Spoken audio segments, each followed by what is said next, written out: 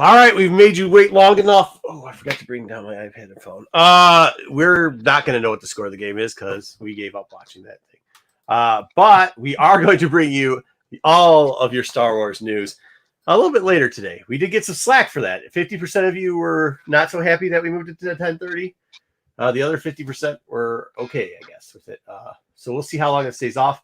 And all the people in Europe don't care and all the people in Europe don't care. What's the Super Bowl that's in Europe? Yeah, I mean, they're sleeping anyway, so they don't care. So they'll be rewatching anyhow. But let's say hi to all the Taylor Swift fans that we have in the chat. GTT Comics, what's up? Thumbs up, hi, thumbs up. The aliens have not gotten GT this week, so that's good. I know, not yet. SW Sunday on Star Wars Show. Ruben, what's good? This is the only show to watch. I hear there's some sports game on tonight, though. Yeah, of course, it's scripted. It had to go to overtime to try to delay the greatest show on the internet, Tales from the Dark Side. I don't know if this is episode 219. I actually heard it was more than episode 219, but I'm starting to call this 219. Because Roger Goodell. Huh? Yeah, I know, right. All right, so there we go. Bride, damn 10:30 start time. Sheesh. Yeah, I get it. I know. But some of us, I got outvoted. I said start on time. Everybody else outvoted me. Star Wars Super Bowl special, the Dark Side Crew. There we go. I don't think he knows, but that's all right. Cheers. There we go. Yep, after us the game. Is the show starting later? It is. Sorry. I thought you got the notification. Is Wayseeker going to put on his Taylor Swift records all night long? I will say this now. This is where I hate things is like, I have to defend. I was even talking to my wife. Now, most of you might know I normally go to a Super Bowl party, but we had this huge charity event that I also put on last night. And if you watch Tech, we'll probably show you some of the foot. I didn't get to get a lot of it, but we get to go to the inside of I take you through the inside of a football stadium, Ford Field, as a matter of fact. So I'm kind of tired and sore. I couldn't really get around as well. I'm getting older. So, but with that being said, where was I going that? My wife is watching this, so it's just me and my wife with the kids. Kids are in bed already, and she's like, "Oh yeah, well it's scripted and Taylor Swift and engagement and all these people either love or hate her." And I'm like, "Because of what?" And they're like, "Because they show her on the screen." I was like, "They show all the stars on the." And while we're saying it, they're literally showing every star in every after plays. Jay-Z's, it's like they do that with everybody. Be in Detroit and have Eminem show up at a freaking game. Remember when Jack Nicholson did Lakers games? Yeah. Every cheer. Spike Lee. Yeah. I'm like, so wait, what are they hating about? And they're like, well, because I was like, wait, so you're going to, and I figured it out. Like, listen, if you know anything about me, I don't know much about Taylor Swift. You could not consider me a fan of this young lady at all. I think she's a Karen, what little I know about her. But I don't think you hate on a football team or a person because of that. Like, hey, but so here it goes. I said, is people watching it? She's like, yeah. The problem is all these women now are watching. I said, is that not a good thing? Well, for the NFL, it is. Okay, cool.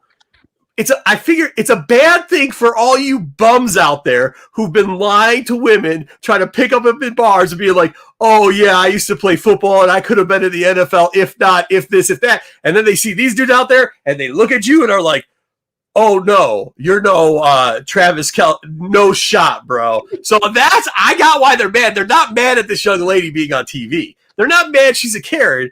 They're mad because it exposed them to a bunch of people who would never have known that these bums trying to pick people up on the internet and in there, these little shorty people or like these little hefters that never would have made anything out of their life can't lie anymore.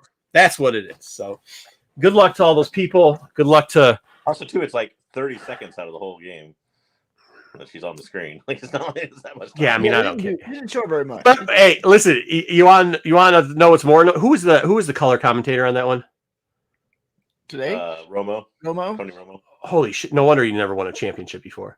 Why don't they have Greg Olson there? He must have said some of the dude. Lineups. He must have. Like Romo. I think Romo's actually pretty good. But he says the dumbest shit every time. He said, "Oh, what you don't want to do is they did it and it worked every single time." He is like he's just the like. Don't give your opinion. Hey, you know what you're gonna do is I know they pressure here, but don't dial up an inside blitz. Inside blitz, there it is. Good thing Don's not here right now. Don would be like, "This would be it." You would have just said Don. I know why Romo never won because he doesn't. I mean, he can't see the field. He can't see the field. He has no clue what's going on that field. I don't know if he got hit in the head too many times or what. Hey, Kyle, what's going on? Hey, what's up? Thank you very much. Thank you very much. They scored. The commercials were awful. Somehow every year they get worse. Mm-hmm. There was like it's because of how expensive they are. But you still could put a little bit of energy into making a decent commercial. No, they have found out now that if you get the pre-sizzle reels, you don't even need to do it anymore. It's not worth the cost. The cost of how much those commercials are, I could go ask, but we're already $7 million. 30 seconds. No, it's more than that. For 15 seconds. This year was $7 million for 30 seconds. Yeah, but how many did you have to buy to get the 7 million ad? Like it's not continue. You don't just. It's not like you get to buy one ad. You have to buy blocks. So like, bro, I mean, it's a lot. And they're making extra money because of overtime. Totally. Dude, yeah, there was when Simpson was dating Romo. There wasn't as much. Maybe on the. What's up, Eric? By the way, I don't think there's as much narrative. Oh hell yeah, there was. What about A-Rod and J-Lo? And what about people blaming Jessica Simpson for them not making the playoffs? Not making the playoffs. 100%. She was the curse. Yeah, absolutely. I remember as a Cleveland fan, the Cavaliers when Thompson was dating one of the Kardashians. Like that was a huge thing. Oh, the Kardashian situation. Yeah. What? Yeah. So, wasn't Blake Griffin too at that one time? Yeah. Yep. Married? Didn't he marry her? No. Who was that? No, wasn't that Odin? I don't know. Lamar Odin married his Kardashian, and that went south quick. It went south quick for everybody. Nobody's married a Kardashian, and it hasn't gone south quick. Nubs was arrested. Yeah. At overtime for running on the field. Somebody, Dwayne Scott. Somebody, what's up? And somebody did get arrested earlier for running out there. And then, on screen, Romo was like, and you can see his nipple or he's topless, but we can't get into it. I'm like, what are you doing, bro? Like, yeah, he's yeah. Wait, Nick. Well, who's watching Nickelodeon, Kyle? That's your problem. Nickelodeon's broadcasting the Super Bowl? Every year they do that, yeah. Yeah. I don't know. I'll tell you this. So like at our event, we had a couple guys. We had a guy who played man, I gotta remember what his name is, but he was a scholarship athlete for Auburn and then ended up playing for the Titans for like 2 years, special team mainly. And then we had locally, we know him a little bit better, Devin Gardner, because he played for the school down the road. And then he played for the Patriots for a little bit, a couple other teams. Yeah, your favorite school, Wayseeker. Not Ohio State, the other one. But yeah, he played for him for a bit, and he was there. And like when you see these guys, once again, it just reaffirms everything. Like the speed that they see any activity at is crazy. Like because they are playing like some of the teams that they have together, they have like Division I athletes, old Division I athletes that are probably 5-6 years out of the game. They're now working on the line or doing something else. And even those dudes where you see like a Devin Gardner calling plays and running even flag football stuff, like the speed at which he's doing it. And like, I mean, I have a picture with him. I'll probably put it up eventually. I'm not a small dude. The guy towers over me too. Like just towers over me. Good. He's a big dude. What? And I used to have an assistant coach who, if you jumped off sides or something, said, your eyes are too fast. Yeah, there's no such thing. Where you're reacting to everything too quick. You're looking around too much. Yeah, no, but I mean, you could see it like when I was watching him play, you would see him pick up things and then the problem with him, he's a very nice guy, but the problem with him is he talks a lot of shit. I mean, he went to U of M. That's all they do is talk shit. Not that great at playing, but talk a lot of shit. So he was like going at some of these guys and I'm like, hey, dude, like some of the dudes had walked on to teams, and whatever, like pro teams, gone practice squad stuff. But they've been working on the line for the last 3 years at a motor company. Like, bro, who do you think you're throwing? Like, maybe that's why you never. He's a nice guy. I'm not gonna say that, but like, you could see how he was throwing fast and how he was catching people before they go. And he's not like he wasn't a starting pro. Let's put it that way. And then you see these guys out here. It's crazy. It's crazy. SpongeBob is explaining football to people like me who know nothing about. Oh, that's probably who you want them to say. So, what yard line is it over? Then it's going to be over. No, first. I guess it's not scripted. I heard the script was. I just heard this before getting on. Taylor Swift is supposed to be getting engaged to Kelsey, and that's what's going to happen. And I said, so if that doesn't happen, just like the Ravens were supposed to be in there, and that didn't happen. We'll see. All right. That's enough of that. We gave people enough time. I think the game's probably pretty close to being over anyways. I was hoping that we'd get this thing going and done in 2 hours, but since we've already spent 10 minutes talking about Yeah, know nothing. Yeah, I know. Well, I was trying to give it a little buffer. A couple of the guys asked us to try to give it a little buffer, so we did, but we were going to start on time. We got 3 of us. Yeah. Let's get into at least a little bit of news. All right. So we get JJ, we get a little feedback. Is that me? I don't know. But to no surprise to anyone, Bob Iger on the conference call this week gave some Star Wars news. The biggest one on the earnings report or whatever it was. He revealed that The Mandalorian and Grogu will be released in 2026, which everybody except for Dom in the world expected since it hasn't started filming yet. Dom somehow thinks it's going to get released this year. And he also mentioned that there are multiple new Star Wars projects in the pipeline. But thankfully, he did not say what they were. I like it. I think that's the way to go about it, right? Like, we can speculate. And by the way, for those that do like to, for the people that Dom like to watch and to create content, I think this works better for them. Because now you can just make shit up. Because it says projects in the pipeline. So instead of just trying to like make all these rumors, but let's see how creative they get. This is where the problem goes, because it's either gonna. I mean, you have to take it out of the hands of, you just can't press Catherine Kennedy cancel a project or is too woke, right? Like, you have to come up with you can't say like Dom said, you knew what I was thinking. That's why you said it first, because you took it out of my head, right? Like, that was my idea in my head, right? Like, you have to actually come up with an idea or a plan or say what the thing is about, right? Like, you really have to start getting creative at this point, which I don't know. Like, are they that creative? Because a lot of that content is, it's pretty it's cut, paste, reload, redo, like not exciting. So this is the movie that's going to be released in 2026, right? Yeah, the Mando and the Grogu movie. I know. I'm just saying that so that people know it's the movie. But it'll be interesting to see. So they have 2 dates on the schedule. But here's the thing. Dom's going to say to you, just to retort, that's right, 2026, because they're going to do the Mando TV show and Book of Boba Fett 2 before that in 2024 and 2025. Just so you know, I'm Dom. Well, so they might kind of have to, though. At least Mando, the next season of Mando, because how's that? That's a long ass wait. Because if you have the movie in 2026, and unless you release the movie the same year, then you're looking at 2027 before you hit season 4. That's a 3.5 year hiatus. Yeah, but you don't think they're going to do like an Ahsoka thing or something where they're going to have him show up, or he's just going to show up somewhere? They're not going to get that long. My point is, there's never been that long of a stretch in between seasons. Man, but it's also a movie, bro. It's not like it's a TV show. True. And if they're putting out other content, because there's some stuff that's going to come up here. There was a lot of news coming out this week, so there's some stuff that's going to come in here that's going to fill in the gap. You start filling in gaps with stuff, that time shrinks real quickly. I remember when we were complaining about Phase 2 of the High Republic, and it was like, it's 2 years off to Phase 3, and guess what? We're already into Phase 3. It does not see, 2021 was Phase 1 of High Republic. That was 3 years ago, bro.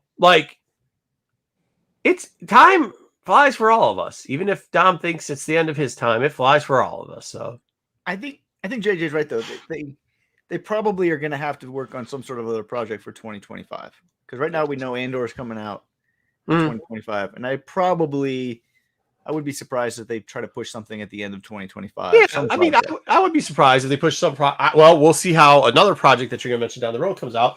But I wouldn't be surprised if they do a gap project in between those two, especially if that hits, man. If that hits... But I'm specifically saying Mando because you're in the middle of season of an ongoing thing here. I think if you wait too long, you risk losing viewers. I don't think they worry about that much. I think they've seen with certain things they've done before that's not like. I don't think the Mandalorian viewer is a typical Star Wars I need content right now viewer. I don't think. I also don't think this movie is going to connect to anything that we've seen so far. I've talked about this too. I think it's just going to be a feel-good filler movie with Mando and Grogu and doing some sort of adventure. So I'm not sure you really need to even see the seasons. Mm-hmm. People are just going to come because they want to see Grogu. They haven't seen it for a while.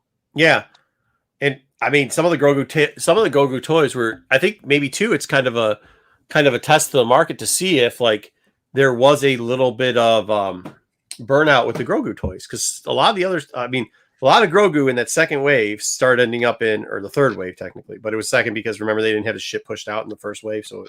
But in that third wave, ended up in the alleys. Like there was a lot of burnout and whatever, and maybe they're trying to give it a little bit of time to re-merchandise it to, because I mean that Grogu, the only reason Grogu's there is for merchandise, right? Like that's what it is. So I think they got a little bit burnout. Let's see how this works merchandising wise. They're trying to figure out their way too with this streaming stuff. We've seen it with the merge of streaming searches, but like you have to remember that they are, I mean, the amount of money made off of merchandise is just ridiculous. I mean, it's ridiculous. And I think sometimes because we get to be such big fans, we forget that aspect of it where everybody criticizes how bad a TV show is and everything else. Remember, they don't have to sell.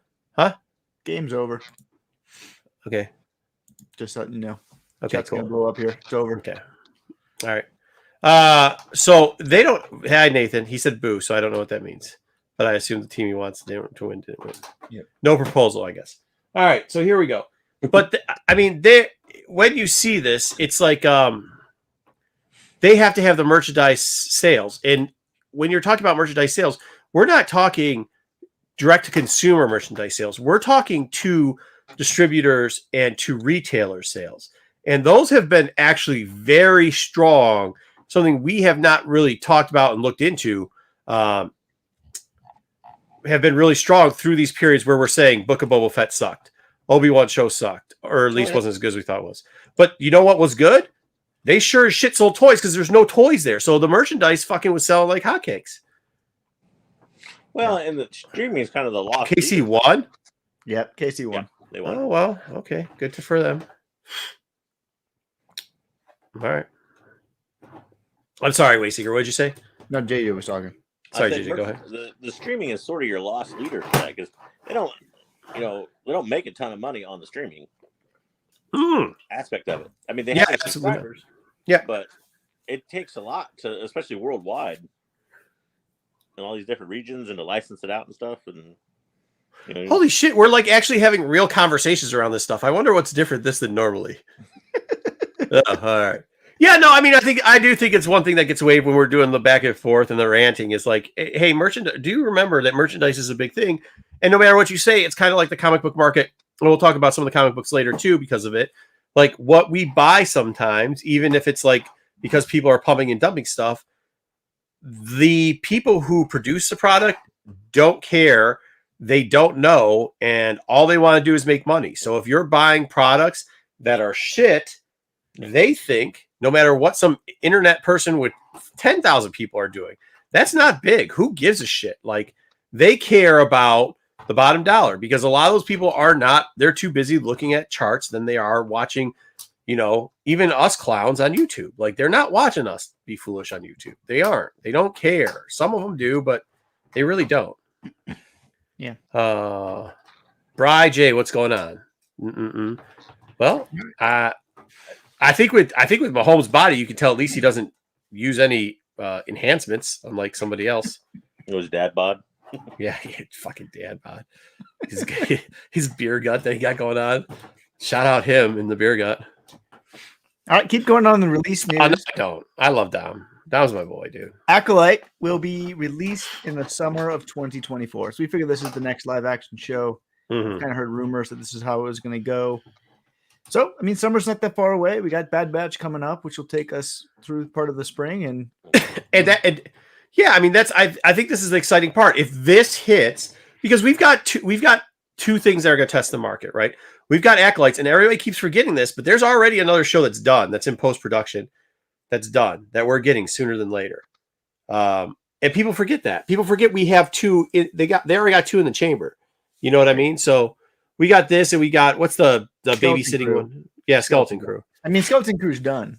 Yeah, that's what I'm saying. It's done. It's like in post, but in post, but it's done. Yeah.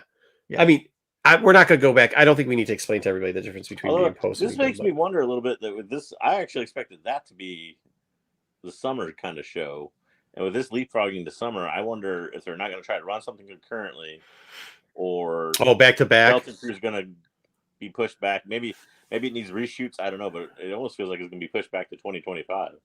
I think they're going to push it. What I was hearing is that it connects to Christmas. Like, it happens it happens at Star Wars Christmas. That's going to be their holiday situation.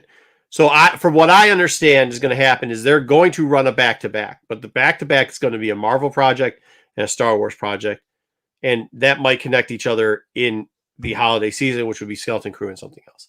So or maybe in the spring or summer. But so we're probably going to get, and not to get too much into Marvel, but we're probably going to get a Marvel project somewhere around the Star Wars project, and then we're going to do like they did with, was it Loki and what the hell was it?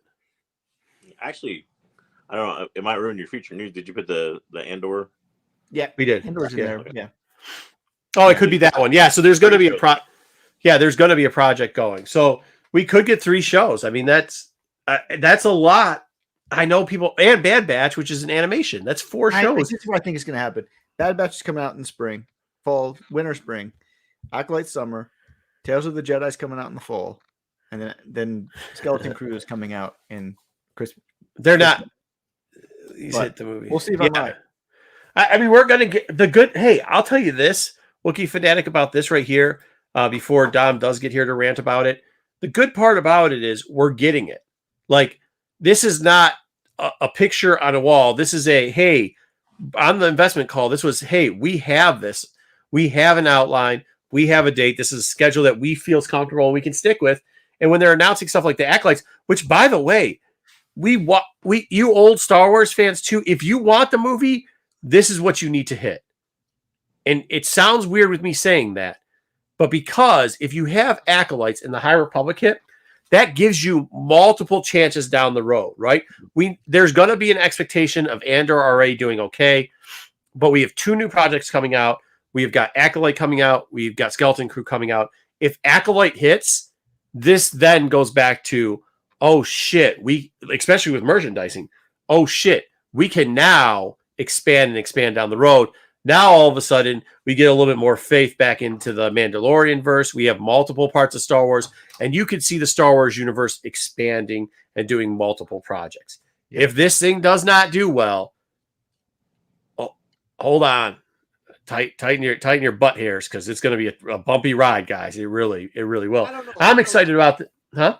I don't know so much about that. I think the teams. Hey, Patrick. This and like the Mandoverse are so separated that I think what happens is if Acolyte's not successful, they're just going to roll on Andor and then roll on and just bury it and act like it didn't happen.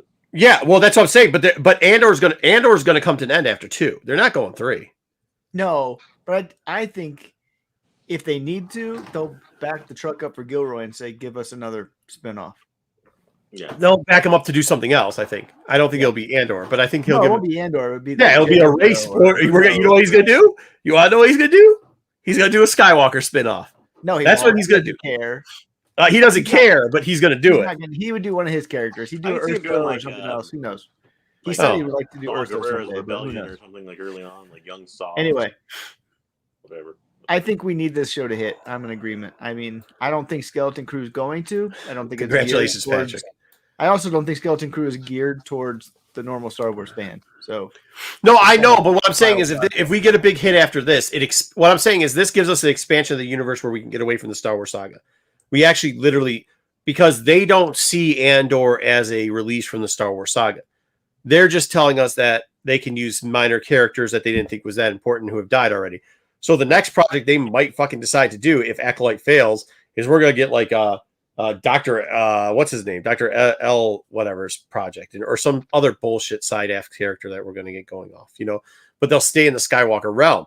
If something like Acolyte pops off, they're going to take more gambles. And if they take more gambles, that's when we really start considering. And I know JJ's about to poo-poo this because I'm saying the names, but I'm saying the names as, huh? I'm actually going to agree with you. Yeah, where you start going into the Banes and you start going into the Old Republic and that type of stuff, where you're allowed to start expanding the universe to go to a bunch of different areas. I don't know if you're going to agree with that point, JJ, but I don't know. I don't know if they'll expand it to go to different areas. I think with Filoni's promotion and all that, I think he loves that Clone Wars Skywalker era too much to completely go away from. But I think it gives you the chance to explore more characters within that, kind of like they do with the Andor series now, where it's almost adjacent to it, or however you want to put it. But it gives you a chance to bring in new characters. Like, people are always like, well, why hasn't Africa come to live action? Well, if a show like this is successful with entirely new characters, it gives you a chance with Afra Yep. or with so on. And, so and I think that's it too. Like if this goes, because Gilroy, if this goes, then Gilroy can do you can have the Gilroy universe, the Skywalker, which will be the Dave universe, Skywalker Clone Wars universe, whatever you want to call that, Scott. And that, which is part, and Mandoverse falls into that. And then you can have another universe where it's the extended universe, where it really does get outside of that just era, where it gets outside of the regular, the pre-Skywalker era, the pre-Darth Vader era to the post-Darth Vader era. We get a really big expansion. So you'll get 3 different things. You'll have Gilroy now be able, maybe they hand him off an Afra character. You know what I mean? But this has to hit for that to happen. I mean, we really need this one to do well. So I think at some point it's inevitable that they move with some sort of show content on an anti-hero type character. Yeah. No, it wasn't. John, this is the problem why it wasn't. Mando was not a show with all new characters. Mando was a show that was taking off of Clone Wars while he was doing Mandalorian type storylines in there.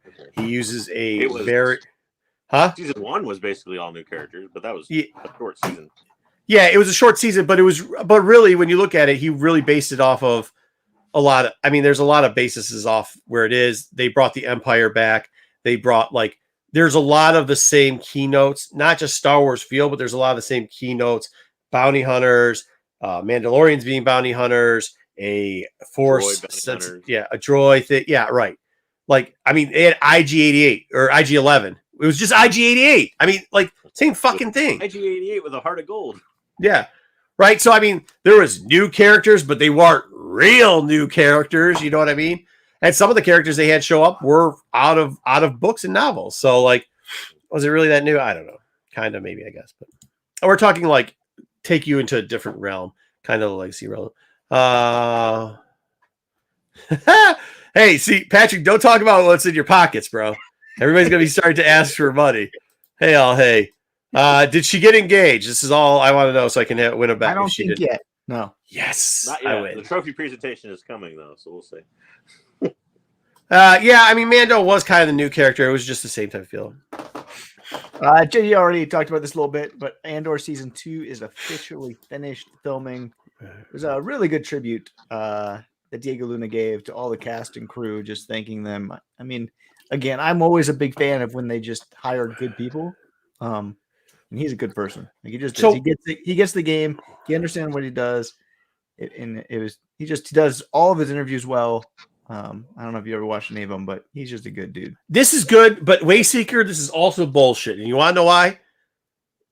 Because you knew Dom probably wasn't going to make it on time. And the first 3 articles aren't even trolling him. They're just saying, hey, congratulations. This is what you wanted, Dom.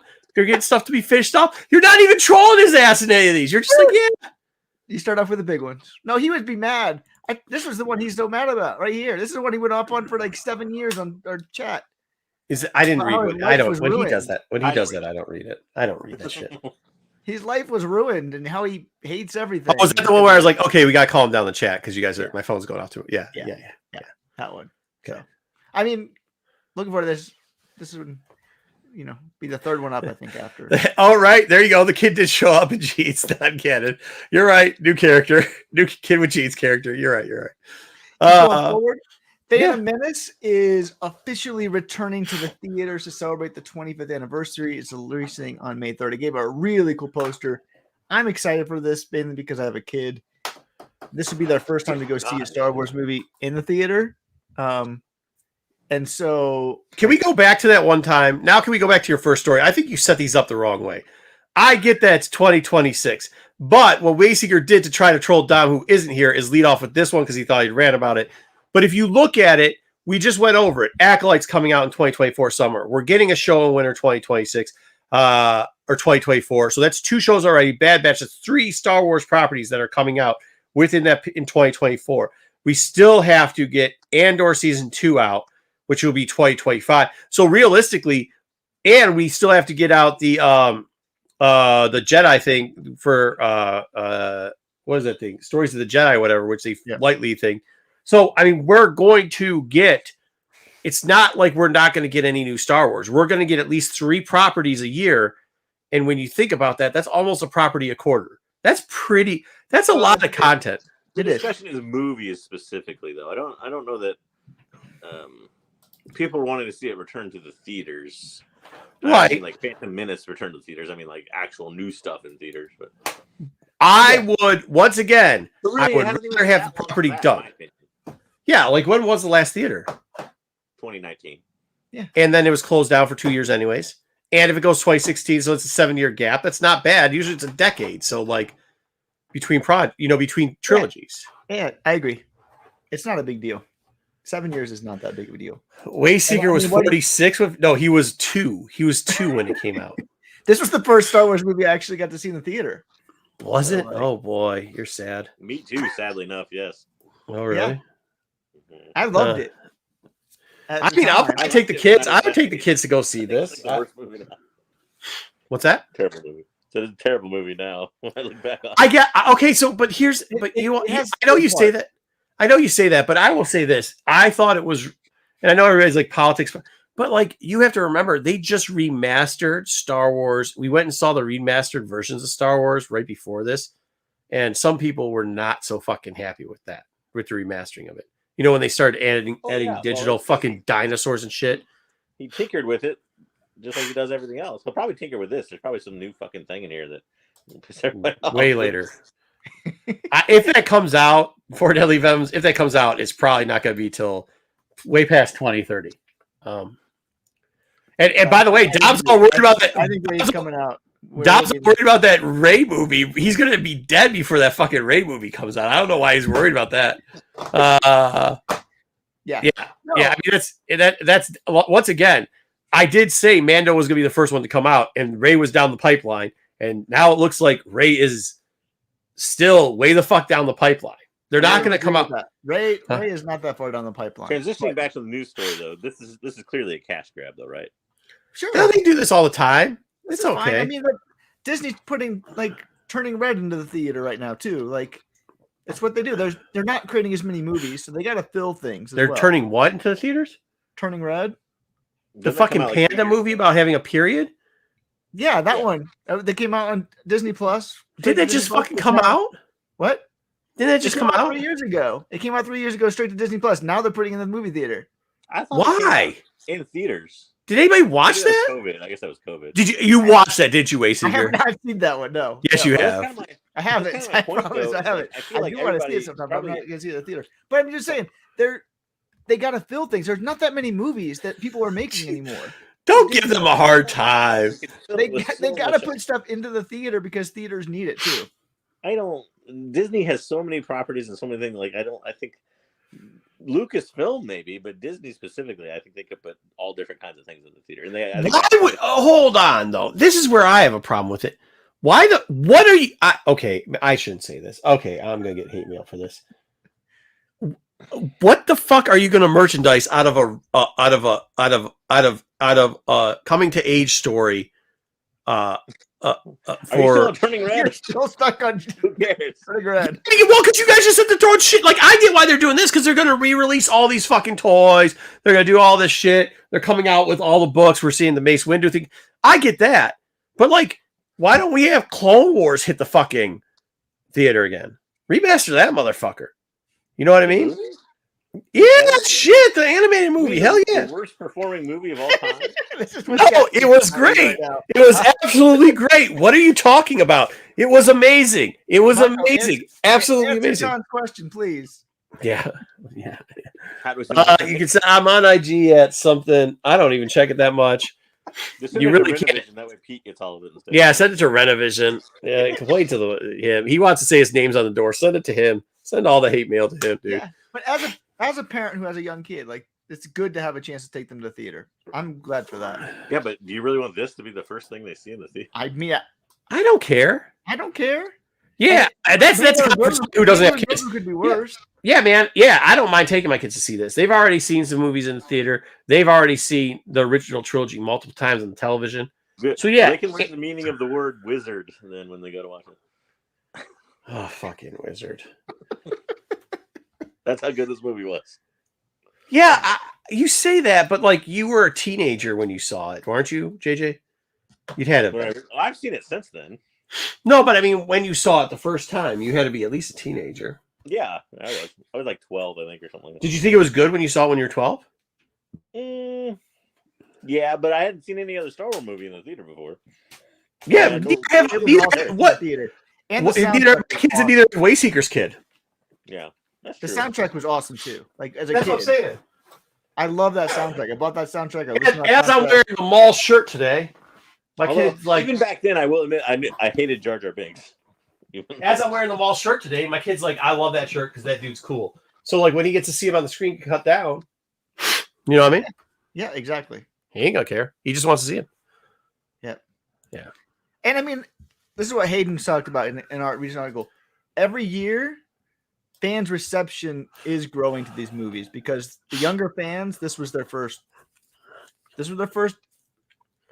real time to see Star Wars. Did a shit. That doesn't mean he didn't do a shit job. He still did a shit job. Yeah. He might have, but it is and also helps 7, 8, 9 were so bad, so it made 1, 2, and 3. But here's the thing about it. You do get a great character out of them all, no matter what you want to say. You get a very memorable character out of them all. The love grew. Let's be honest. The love did grow for Qui-Gon. It wasn't always there, and it's gotten better. The Jar Jar Binks thing now has been some niche, like, we're not going to hate it because it, whatever. I'm actually fucking surprised at. I'm surprised that racist ass shit doesn't get more hate nowadays, but it's getting the pass. What? That's more my problem with it, though. This is just nostalgia. Like, people were like, "Oh, well, it's great to have Hayden Christensen back." Why is it great to have? He was a bad actor then. He's not that much better of an actor now. Like JJ, hey, you're talking to the man that gets hate for saying shit like that, bro. I don't care. Go ask Pete's. You look at his mailbox. I get the hate when I get that fucking nostalgia.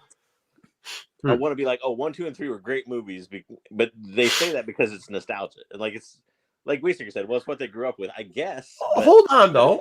Good. Like, wait, JJ, hold on. I didn't grow up with those because I was already ticked at the remakes. So I saw the remakes too when they republished the stuff, and I still thought the movies weren't as bad as much hate as they were getting. Would I say that Hayden Christensen's part was good in it? No, he's a bad actor. He's not a good actor, especially for that part. He was a very terrible actor in that part. But that doesn't diminish the fact. But I mean, you got to see it from my point of view too. I'm a guy who does like the history and the background of stuff because you guys saw my YouTube feed before. It's all like boring history stuff, right? So like hearing that type of stuff, the Game of Thrones of stuff, I like that type of stuff. So like this wasn't as bad for me. Was Jar Jar Binks uncomfortable? Yes, but who gives a shit? He wasn't that big of a part of it. So I didn't have that hate that some people did for that. I didn't really like this. I would say out of all the parts there, he was probably the worst part of it. Him. So like, I mean, there's a lot of like the mall stuff was good. Turned Ewan McGregor and Liam Neeson, who have won Oscars, into average actors. Like, it was just not good. Natalie Portman. Dude, hey, listen, don't say that because go watch fucking Big Fish. I'll tell you this, McGregor wasn't fucking that great in Big Fish, where I think he did get an Oscar for that movie. I thought he was better here playing Obi-Wan. I thought he did a great job playing Obi-Wan. I think he did. He did a good job, especially in the later films. But like, I still think it is not one of his better performances. Liam Neeson's the same way, and Natalie Portman's the same way. Natalie Portman, it looks terrible acting in these films, and she's actually a pretty good actress. Yeah, I guess. I didn't think Natalie Portman was that bad. What happened to... So if you want to really know what happened to him, he became like a fucking clown. Like in the Star Wars world, he became a acting like clown in a fucking... In like a... What's it called? What do they call them in Italy where you sit there and they got the fountain and all the shit? A jester? With papers and what? Yeah, but no, what's the area called? Like it's whatever. You know what I'm talking about? With the little cafes and little... Yeah, I don't know what they're called, though. Yeah, whatever. So he's like in that. That's what he does. He just does that. Yeah. See, yeah, you're 20. Okay. What year did this come out? 99, right? Yeah, me and Venom are around the same. We're similar in age, and yeah, I mean, I think when you see it from that point of view of people who were, between, in maybe that we could pretty much get a drink at some places, watching this, and also getting some tail that maybe this maybe you took a date to this one. This was not it. This wasn't it. this wasn't it. So Actually, the second one was worse. Staying on the Phantom Menace run, though, Ian McGregor is championing fans to write to Disney to help make season 2 of Obi-Wan happen. I will write to have this happen. I still think it's going to happen. I think Ian McGregor has enough pull, and I actually think the ratings were actually really good, even though I think it was awful. That I will once again say, stop quoting streaming fucking ratings from the company that streams the fucking product to sell it for syndication to other people, because that's not how. I mean, like you're saying Disney saying that this is a good movie because it played on Disney Plus or TV show. Like, let's stop with that, okay? Because that's just, I mean, that's nonsense. No, I mean, right even there. like the number one the other streamers talked about how this one was really well viewed. Again, doesn't believe it was good. It was well viewed because people have nostalgia for this character and they watched it. Also, I think honestly, for Deadly Venom. I mean, that's what I was saying. Diehard in our bubble here of diehard Star Wars fans, we may have all not liked it, but I think average Star Wars fan enjoyed it more than we did, probably. I heard people were watching it. I think people were watching it hoping that it would keep getting better, and when it didn't, like they were just already in it. Like, because even average person was like, "What's with the blubber thing?" I didn't even think that was that big of a fucking deal. If I have to hear one more person, whenever you bring up this. Like, people keep talking about whale blubber. I'm like, what the fuck are you talking? Well, yeah, he was eating whale or feeding whale blubber to some animal. I was like, I fucking forgot about that. Like, what? It wasn't a fucking big deal. That if you thought that was the problem with this fucking thing, like, what the fuck are you watching? You know what I mean? Like, they didn't give any of the. They didn't give the show that people probably watched the first episode that you're talking to probably didn't watch much more. Yeah, I mean, I know. I just think. There's enough love for Obi-Wan that I could see them doing this, especially when Ian McGregor really wants to. I didn't hate it as much as you guys did, to be honest. I was disappointed with it. I will tell you, I wasn't. This might be worse than Book of Boba Fett bad for me. No. Yeah, because of what they did in it. Yeah. So, yeah. I hope this doesn't happen. I don't want it to happen, but I do think it's going to happen at some point.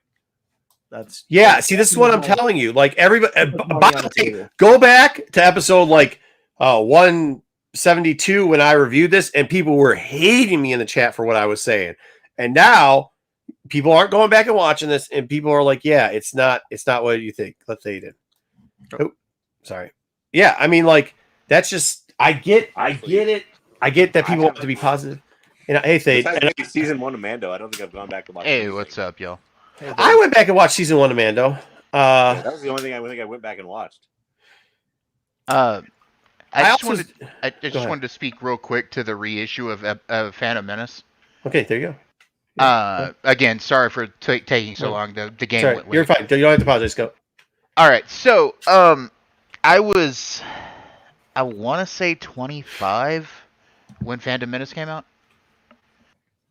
and I actually have grown to like the prequel movies quite a bit.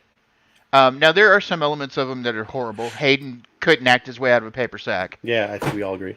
Of course, Jar Jar. You will never get me to like the Binks. It just can't happen. This is it. I mean, that's what it is. So. Basically, yeah, he was an uncomfortable character. Other than that, I actually really like the prequel movies for what they give us, and I think that even Hayden's bad acting improved by the third movie, by Revenge of the Sith, which is actually still one of my favorite movies. I wonder, and this is interesting because now that I hear where you at, where For Deadly Venom is at, and where JJ is kind of at, I wonder if because they, after seeing this, they got to see the original 3 that like, oh shit, like this one, like the older fuckers got better movies than the this. original 3 before this.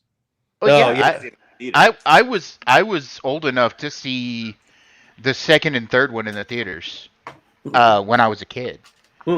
I never saw the original one in the theaters because I would have been like 2 years old. But like, I saw Empire and Return of the Jedi in theaters, and I still say Return of the Jedi is one of my favorite Star Wars movies. It's in my top 5. I agree. I like it. Yeah, me too. But I have to say Revenge of the Sith is actually my favorite of all of the Star Wars movies, which is, of course, the third prequel movie. But it's simply because when I was a kid, I really loved Darth Vader, and I loved seeing how he became Vader culminate in that third movie. Oh shit, you were 29 when it came out. Okay, cool. Wow. All right, cool. All right. Well, thank you for that, Thade. All right, next up, what do we got? Young Jedi Adventures Season fuck 1. us. It concludes this week on Wednesday. Can we get through a week Season without 2 having a Young is Jedi Adventures news story? No. Hey, fuck you, because I watched this. I tried. I fucking tried. I just turned on the TV one day. You gotta watch the 2 episodes. I'll send you the 2 episodes. You gotta watch the 2 that connect to the High Republic at least. Concluding this week. Which is the one with the friend? Which is the one with the friend? Where they got it's the Jedi has got, I think it's the gentleman in the front, the little kid in the front. He's got a friend who's also with competition, and then there's a Jedi the master. One with the friend where they go in and catch the lights on the bridge, and they're competing on the bridge. Yeah, dumb as shit. I realize that why. Can you just like zero. Just let it be. 0.0. It doesn't have a villain. It's a good message. But but Spidey and Friends came out right after that. I watched that. It was great. Watch Spidey and Friends instead. It doesn't have a villain. It's a good message about 2 people who are competing, having to work together and overcoming their differences. It's fine for a 3-year-old. Good message. It's like terrible. The kids left the room. Spidey and Friends came back on. They jumped back down. They're like, "Dad, where are you? Oh, sweet Spidey and Friends. Hell yeah. Oh yeah. Dude, ask Wookiee. I understand that I'm the only one that likes it. I get it. Season 2 is already being worked on. And so I would expect this also probably season 2 to come out by end of year. And it's rumored to be featuring the Nihil much more heavily moving forward. Okay. All right. So will that get you to watch it? No. What are the Nihil going to do? Kill a bunch of Jedi? Dude, Wayseeker, you have asked me. I have given this thing I've watched now 4 episodes of this shit product. It ain't getting better. I've watched every episode. You keep telling me, oh no, I'm watching the wrong episode. You're telling me, dude, there's only like 12 episodes. I've watched a quarter. There's already 19. There's 19 already. Oh, well, fuck, that's way too many. But what I'm saying is, there'll be 25 in the season. I've watched 4. None of them are fucking worth it. There's no way I randomly picked 4 episodes and watched the worst 4. I'm sure you didn't. But some people like the show and they're happy. Season 2 is coming. And for those, yes, 4 deadly venoms. That is Nubs. By the way, I don't even think I think I saw Nubs in one of them, and all he did was go nub or some bullshit, and that was it. He's not even in the fucking thing. Anyway, watch it coming out Valentine's Day. Daniel Glover is already promoting. You're doing that on Valentine's. Cool. So I got it now. I know how Christmas goes in your household. Now I also know how Valentine's Day goes on in your household. By the way, watch Tech Show on Valentine's Day because, watch Nubs before the Tech Show. Don't do that. No. That's what you need to do. Yeah. Daniel Glover is promoting the upcoming Lando film. Donald Glover. Yes. Super happy with his brother's script. He appears to be 100% saying that this is the next movie he wants to do. So, Hey, he's super happy with his brother's script, huh? Okay. Yeah. Yep. So, I mean, we'll see if it actually happens, but he's committed to it, and he hasn't been committed to this thing for a long time. So now he's getting a bigger check. He wants to make it happen. Let me ask you this: how many brothers do you have, Wayseeker? None. Okay, I got like 4. No matter what I say in the house, when I'm in public, everything they do is the best shit ever. So like him saying he's super happy with this shit means absolutely nothing. It could be dog shit. It probably is dog shit, and it's probably not going to happen. He probably really hopes that it doesn't come out. That's what John, his brother, and he are writing the script. What was interesting is the reason he wants to do it is because his kids are in love with Star Wars, and his kids are pushing him and really want him to do it. So he talked a lot about why he wants to come back to it was because of his kids. So. I actually thought, once again, with Venom, I'm with you liking the character. I thought he did a great job, and I think he really did catch the flavor and the feel of what's his name of Lando. Not just Lando, but how Billy D portrayed Lando. Yeah, I think he did. I mean, I really do think he did. This is kind of how me and you were talking last week. You can do younger versions of them, bring in a different actor as long as they're performing as the previous actor. This is what I was saying like last week. Bring him back, previous actor playing the part of. And that's what he does very well. He brings in his element, but he does play it as Billy D, as Lando, right? So I'm all for that. But I'm just telling you, if you got brothers, you know this shit too. You were going to say that they're the greatest things since sliced bread. Oh, I've got to be fighting with them in the room. So yeah, I've got too many brothers. So yeah, you're absolutely correct. But what is interesting is he is bringing this up without being asked. He is really starting to bring up the Star Wars thing. So either it's close, and so he's trying to put pressure on Lucas to make this thing go, or what? I don't know. That could be. I kind of feel like he's trying to. Is Atlanta coming to an end? Does he need another bag? He's already got another show. He's one half of Mr. and Mrs. Smith remake. Yeah, is that going to make another season? Oh wow, that fucking. He needs a new bag. Make another season? Like, I don't know if it's another season or not. I'm just telling you, who's actually watching that show? So I have a feeling he doesn't have another project. Atlanta? No, not Atlanta. The fucking Mr. and Mrs. Smith. People watch it because he has got a fan base. He has got a fan base that will watch. I mean, he's one of those people make fun of people all the time, but they have like Vin Diesel is one. Kevin Hart is one. There's people who's the old grumpy asshole. Did Gran Torino? No. Clint Eastwood.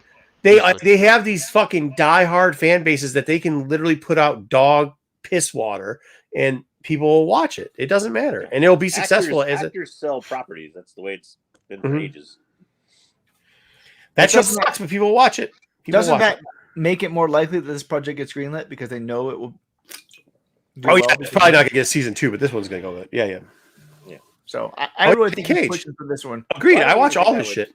He's already attached to this. Like, I mean, his brother freaking wrote the script. I don't think he's gonna he'd find a way to make both work, even if he was still doing the other show. But yeah, I agree. They probably would. Well, actors do that all the time. People act like they can only work on one project. I've seen actors work on a couple at a time. So, I mean, that the only thing that I don't watch The Rock in is Fast and Furious, but I watch him all the time too. Vin Diesel too. I watch all those Riddick shows. I love that shit, man. Did you ever see? Speaking of Vin Diesel, did you ever see Knock Around Guys, Marco? Yep, I saw it. Mm-hmm. That was a good movie. I liked that. Yeah, it was good. I liked it too.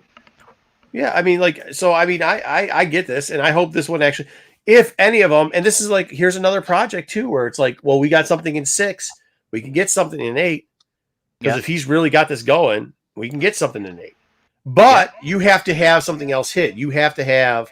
Andor season 2 has to do well. You have to have something hit in the Acolytes or the key. Acolytes got a hit. Skeleton Crew's got a hit. Andor season 2's got a hit. I disagree with that. I disagree with that. I think you could have 2 things hit. I think if you could have just Andor do mid-level, just good enough, and then if you have either Acolyte or Skeleton Crew hit, you're good. I don't think Skeleton Crew matters either way because Skeleton Crew's tied to the Mandoverse. The Mandoverse ain't going anywhere. Yeah. No, the Mandoverse isn't, but new projects are. They see the Skeleton Crew as a new project in the Mandoverse. I get that. They do see it. You still have Ahsoka coming down the road. It's not going to be the end of the Mandoverse because you got the movie. No, but I don't think they'll extend these character first based movies. I think it's the Acolyte. I really do. If Acolyte hits, I think the Skeleton Crew is them throwing a crazy idea on the wall and just seeing if it works. Yeah, fair. Yeah. Venom's Dom is working late. He's working late when he can. He said he's going to try to be here at 11. He's obviously running a little bit late. I think he worked a long time too. They may have passed out. Yeah, I think he had to wait. I think 10 or something. I thought he said. Yeah, but I think he also had to work too because there was a party going on where he worked. So yeah, he had a double today. So Lucasfilm did really well the Saturn Awards last week. Andor got the best new genre series, and Bad Batch wins best animation series for the second time. Yep. So, both of those. Okay, I guess we get since it's the best animated series. I must know. So, since Indiana Jones is shown here, and technically it's under Lucasfilm, can we talk about that? Did you guys watch that? Yes, I did. It wasn't bad. I actually liked it, and I'm going to say this, but I liked it better than Crystal Skull, which I disliked. I liked it better than Crystal Skull. I'll agree with that. That doesn't mean anything. That was the worst movie of all time. But then again, my favorite Indiana Jones movie seems to be everybody else's hated one. So, I'm a Temple of Doom guy. No, I think people like Temple of Doom. No, yeah. Oh no. Until I tell people I wasn't all that fond of Raiders, and then I get trampled on. I guess. I mean, they're all the same. I just thought this was an okay. It was easy to watch. You know what I mean? I would pay to see it in the theater, but it was all right. The first 20 minutes of it was kind of hard with the bad CGI, but the rest of it was okay. I mean, I liked the story, and we knew that they were going to do time travel eventually anyway. So yeah, but Raiders had that bad CGI of the Ark of the Covenant getting opened, all that bullshit too. Yeah. 1980. Yeah, I agree. JJ, and not 2020. But it was even then. It was even bad then. Our expectations get higher. I say the worst part about the terrible CGI at the first of this was the de-aging, because just like with the Irishman and Robert De Niro, you can de-age an actor all you want, but if they still sound like an 80-year-old man, they're still an 80-year-old man. Yeah, I mean, it's all acting. I don't give a shit about the aging. All right, cool. Well, this is good. I mean, they're winning shit at least, I guess. Yeah, they are. Yeah. I'll be interested to hear what JJ has to think about this one. So this week, Disney and Epic Games announced a $1.5 billion partnership where they're going to be making some new games, and it seems like an entertainment universe. And it's going to feature Star Wars characters. To me, it almost seems like, I don't know, what was that game that you can play on your phone where like you build like a theme park and you're like inside of like a theme park for Disney and they have all the characters in there? I feel like it's going to be something similar to that, but just built on a much more massive scale where like you're in a massive theme park. And no, that's not what I'm talking about, Trey Floyd. With all of these different Disney characters. I don't know. I'll be interested to see how this one goes. It sounds interesting. It also sounds interesting that they're actually teaming up with what are they talking about? With Disney and Epic. What does Epic have? What does Epic have? JJ, is Epic Fortnite? Epic did Fortnite. Is that Epic is Fortnite and a couple of other games. Fortnite in a distribution method to download games. That's about it. Which is interesting because I listened to John Skipper talk about the after I probably should have listened to it before I spoke on it on the TAC show, but the merger between ESPN and what was it? ESPN and whatever the other streaming services were. And it seemed that just kind of how you mentioned that Epic is kind of like an aggregator for games. That's what that actually is. The combination of that sport thing that they're doing with ESPN, I think Fox and somebody else, it's actually not new products. It's just an aggregator for specifically those subcategory streaming properties. Yeah. Which is very interesting. I mean, it's pretty much like you're just getting a cable bundle again. So I wonder if this is the cable bundle version or like the Microsoft Shop or remember they used to have, was it Blue Byte used to have this? Blue Byte used to do this shit all the time where like all the Blue Byte games came through like almost an Epic, like how Epic Game does their aggregator. And is this what the Disney properties are going to start to do too with this? Because they found it easier to create these because they can target it at users. I think what you'll see here is more Star Wars adjacent than actual Star Wars products. You'll see Star Wars characters featured in, like if they create, like to me this the way they describe and the promo itself, content with like these various. It sounded like anybody ever played Kingdom Hearts? Yes. The Final Fantasy Disney crossover. It sounded kind of like that. You go to these different kind of worlds. You have different characters. There's probably going to be like a Star Wars world maybe within this Disney game, maybe, but I don't think you're going to see a lot of direct games come out of this because Lucasfilm has their own games division.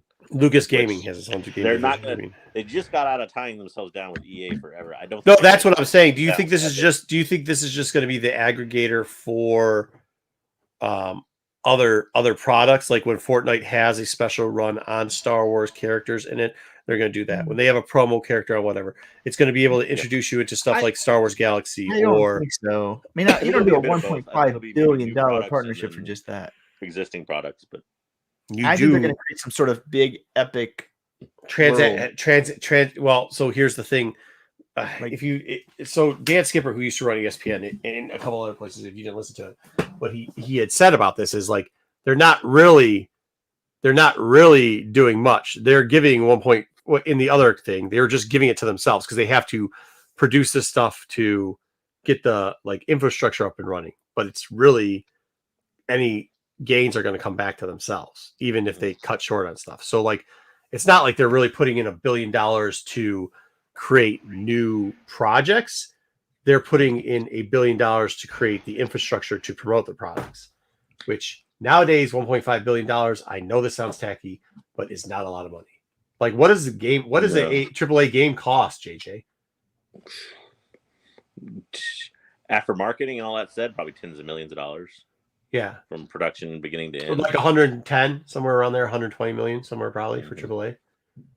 So we're, I mean, that's cutting a lot. Well, what you will likely see out of this, whatever comes out of this, be it a new product or a tweak to existing products, whatever, is going to be a games as a service model. There's a reason they paired this with Epic, and it's because they're one of the few things that you can send it to. Basically, they already have the game store set up to go to PCs, phones, everything they need to go Xbox, so we can reach all the systems with their distribution. And you're going to see probably a games as a service model where you're maybe paying like $20 a month. Yeah, and you know they're adding on content routinely and things like that. So. I mean, let's be honest. Epic's killed the skin game. Like when microtransaction was getting a bad rep, like Epic took that to the skin game, and they have succeeded in that area. Let's talk about what Fortnite is. It is just a reissue of skins that they are selling the shit out of, and other formats are now trying to take over from. So JJ, the other thing Epic is known for is Unreal Engine. Yeah. And Unreal they created the Unreal Engine. They licensed that to everyone anyways. I don't think they would make such a big deal just to get the engine. Like you get the Unreal Engine, you know, if you work for Ubisoft or, you know, to make a game. I mean, here's Tom. They license that out to every game thing. That's how they make the money off that engine. I just wonder if there's something, some sort of partnership that they could do with how much animation is moving with Unreal for the future. As far as entertainment goes, I mean, you could see that. You could see that like LinkedIn. Even LinkedIn to a games as a service model, or you know, like but most of the games and service models, let's say a season of Bad Batch or something through the Epic's game store, then maybe you get like special skins or something. I mean, there's always that's what I mean. That's where I think you're going to see the combo is you're going to get a skin flip over, because that is the. I mean, people can say what the fuck they want, but that's where the microtransaction. That's where all the money is at. Yeah, it is. What's up, Dom? What's up? Hey, Dom, everybody saying hi. You all right? You got enough energy left in you? Hey, yeah. Long day today. Yeah. Long day. So, remember a few weeks ago, they all got mad for Disney saying that Outlaws is coming before the end of 2024, and we don't expect it for, till Q4. And they're like, no, we never said that. So this time they confirmed that it's coming in 2024. And they're going to give more details on it in May, which makes it seem like it's not coming anytime near May if we're not going to get any more details on it in May. So I really don't think we're going to get this thing until, November. Question maybe won't be till Q4. Q4. Is there the Disney D23 that's actually happening this year? Yes, D23 is happening. D23 is happening. Yeah. You think around there? Is it August, right? Is it in August? D23 September. August. Yeah. September. Maybe they're going to hit us up and we'll get this before December. Maybe just before the holiday season. We could probably tie into this too much. Yeah. For D23, I think you'll be lucky to see it. If you see it before the holiday season, you'll see it probably in late October or November at the earliest. When did this start? I just want to give some. And if you're context. lucky, it'll come out this year. I just want to give some context. When did this start? When did it start? News that we were gonna, like they said they're gonna start working. Last fall. So it's only a year into development. They had it in development longer than that. Okay, yeah, that's what I was gonna say. Because if you look at we know, if you know anything about gaming, there's a guy named Dr. Disrespect, and he has come up and he's worked on AAA games before. He got his own studio. He had got the funding early on, and he is producing a AAA game, which is will be 2. Okay. And I mean, AAA is like content level. So when you're thinking AAA are the games you like to play that are expensive as shit, not like what you're playing on your fucking phone, right? Right. When he did that, it has now been 3.5 years, and it's finally starting to get like it's in the finishing modes. Okay. And he's been pushing that shit to go fast. Yeah. So this, like, if they can get this done in under 3, like, there's going to be a lot of glitches, but like that's really your timetable. Like you're really looking at something that's going to be 2.5, 3 years. Glitches. Yeah. So I mean, I think you could maybe see pre-orders open around D23. Hey, do you think because there's no alternate endings, just one ending, that'd be a little quicker to put out? Because when you have the multiple endings, you have different story. Maybe. No? I don't think so. No, because it has to do more with like the coding of all the glitching. That's the problem. It's not about the story writing. Well, no, he's right in a way. If it all connects back to the same story, because you don't have to have different, because you don't have to code out the different. That's a little less programming than. But I think he's talking. Too, to be honest, but. Yeah, I think that's what. But I think he's talking about it as in a storyline basis, not in an actual programming for gameplay. No, the program. I'm saying the program. That's what I'm talking about. The program. Well, yeah, but I'm talking about gameplay. Like actual gameplay is going to be the problem, not the story-based portion of it. So if the story base has if the gameplay is exactly the same, but they have 3 different endings or something to that effect, that's not going to affect it that much. It's the gameplay and the adjusting to different types, whatever they're going to drop this on the systems, which is going to have your problems. And then how they're going to drop the downloads, how your programming is going to work with different ways of doing that. That's where you're going to start to get into your issues. The storytelling through it isn't exactly, I mean, obviously there's going to be a bit of it because you have to program that in, but that's not usually where you find the glitch problems. Definitely not in cut screens and shit like that. How many systems is it going to be on? Is it going to be like with PlayStation 5 and Switch and probably just PlayStation 5 and Xbox. I don't think it'll and be PC. Yeah, PC. Star Wars Outlaws. Too complex for Switch. Star Wars Outlaws has actually been in development since 2019. Yeah, so it's about 3 or 4 years. Good. Then it's going to be done soon. It'll be out soon. Yep. Yeah, under the EA contract, they could work on property, but they couldn't. They could do no announcements, no promotions, none of that. You could basically you had to develop the bare bones of the game for the first few years until I think was it January or 2022 or whatever. Then they could finally do promotion work and announcements and stuff like that once EA's contract expired. Right. Yeah. This one's for Dom. I wanted to see Dom play this game. We wanted to watch him film it, but he hasn't got around to it yet. But The Mandalorian has come to Rocket League. An event that's called the Mandalorian Mayhem. So as you can see here, there's the Bo-Katan car, there's a Mando car, there's Boba Fett car, there's a bunch of others. Actually looks like a really cool event. It's expensive though. I was looking at it and you're like, if you want to get all these cars without playing the game, because you just want to, don't play the game, but you just want all this stuff, you're paying like $100 for the whole pack. So go ahead and drop it all to get all the Mando pack. How can you get them through the game? How can you get them through the game? Is it experience through the game or something, or wins? In-game currency that you win through winning games and playing games and all that type of stuff. Good luck. It's a vicious league, bro. Yeah, it is. Not related to what they dropped like last year. Remember the box of cars? They had the box of race cars that they made. No. This is Rocket League's a game where you're literally cars and it's soccer, pretty much. It's soccer but you can drive like on the roof of like a stadium, or you can drive on the sides. But you're basically playing soccer with cars. Yeah, there's 2 soccer nets pretty much in a dome stadium, and you can do flips and you can skid out and you can do all this stuff to try to score against each other. The game's fun. People. Hey, what's up? Zaggy says you can get mud butt. But yeah, I mean, there's some serious players in that. Yeah, the game is fun, I think, but I'm really bad at it. But it was fun. I played it for a little bit, but then I got over it. Yeah. But if you want to get some Mando content, that's what cars with rockets. Here you go. It's collectibles. This is for Dom. Star Wars Adorables is on the way. There's going to be 25 figures, 3 plushies, and some of the figures will be rare and super rare. I don't know if you know about these things. Do you know about Adorables? I do, unfortunately, because my nephew likes Adorables. And so I had to get a quick education.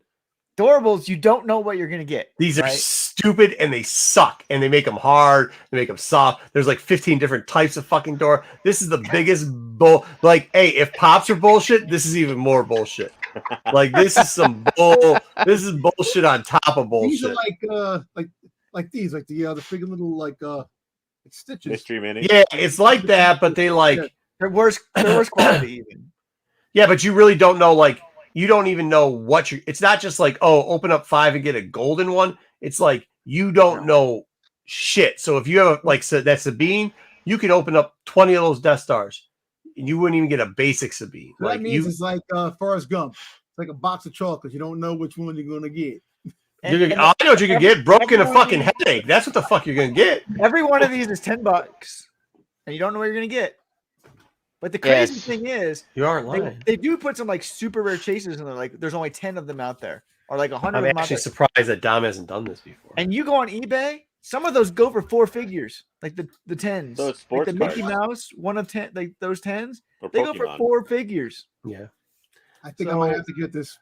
What? No, Dom, do not get into this.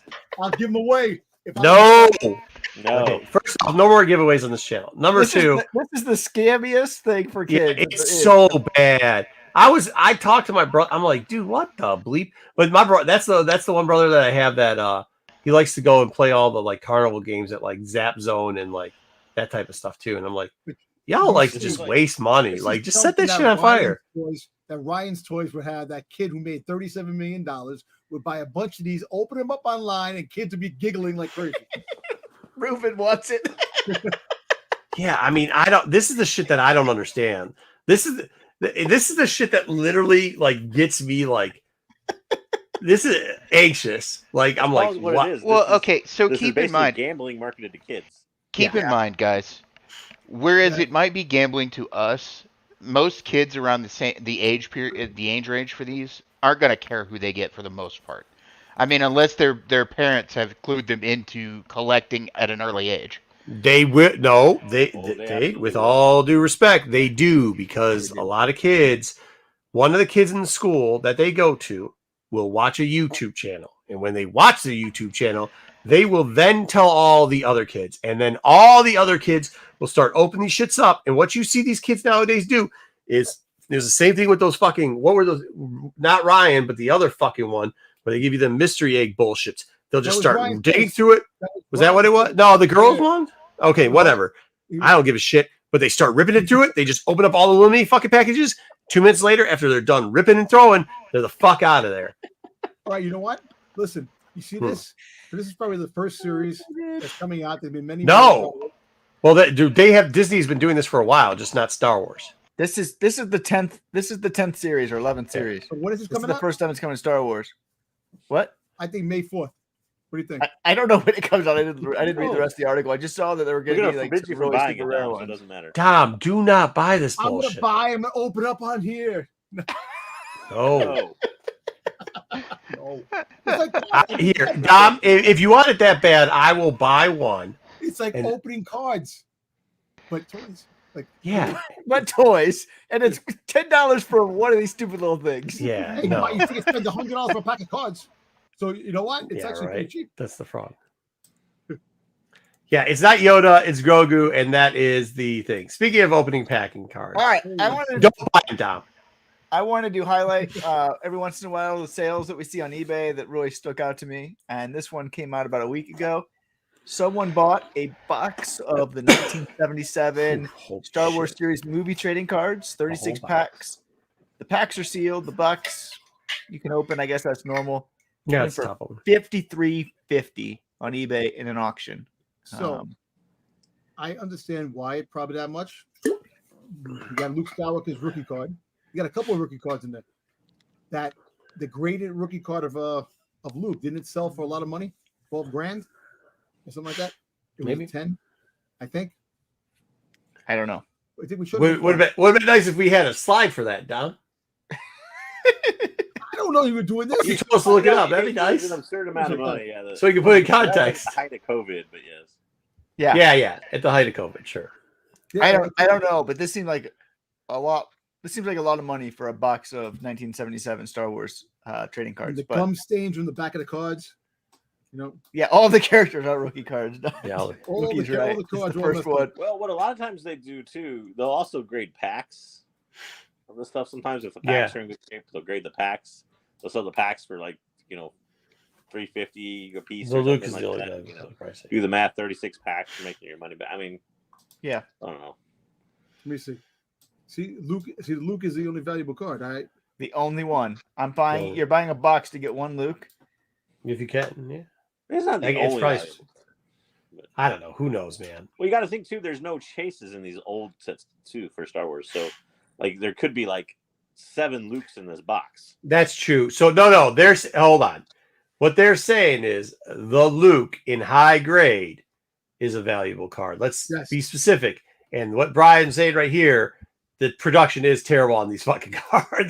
Their production is terrible on these fucking cards. Yeah. So, hey, but hell, I should have known about it. That would be fun. See, I'd rather buy this for $6,000 and open them on here than fucking those DoorDash things or whatever. Fuck the Adorables. DoorDash? Dude, Dom, those things they're terrible. They really are terrible. And that is an hour into it, the week in Star Wars. Yeah, but we're trying to wait to get the 8 here and to get Dom here. What do you got, Dom? Anything? What are you looking up? You're trying to figure out how much it was? I'm looking at Luke. This is why we should do it before the show instead of after. I didn't know if I knew. Hey, Dom, can we ask you one question? Don't get mad at this, but everybody did want your reaction, and unfortunately, Wayseeker didn't think ahead. So here you go. 2026, you're getting your movie, Mando and Grogu. You happy? Yeah, I do apologize for. You're not going to die. What I'm saying is you're not going to die. I know I'm not going to die, but this is coming out the end of 2026, so it's like almost 3 years. But yes, but in the meantime, we're getting a bunch of other products. We're getting Acolytes. We're getting the Skeleton Key. We're getting Andor Season 2. We're getting Bad Batch. That's 4 products that we know of, and they're working on the Lando product. And we're getting Andor next season. Andor Season 2. We should be getting it before the end. I might have went overboard with the. No, that's okay. I'm just saying, isn't it like you're getting 3? You're getting. I'm sorry, Wayseeker.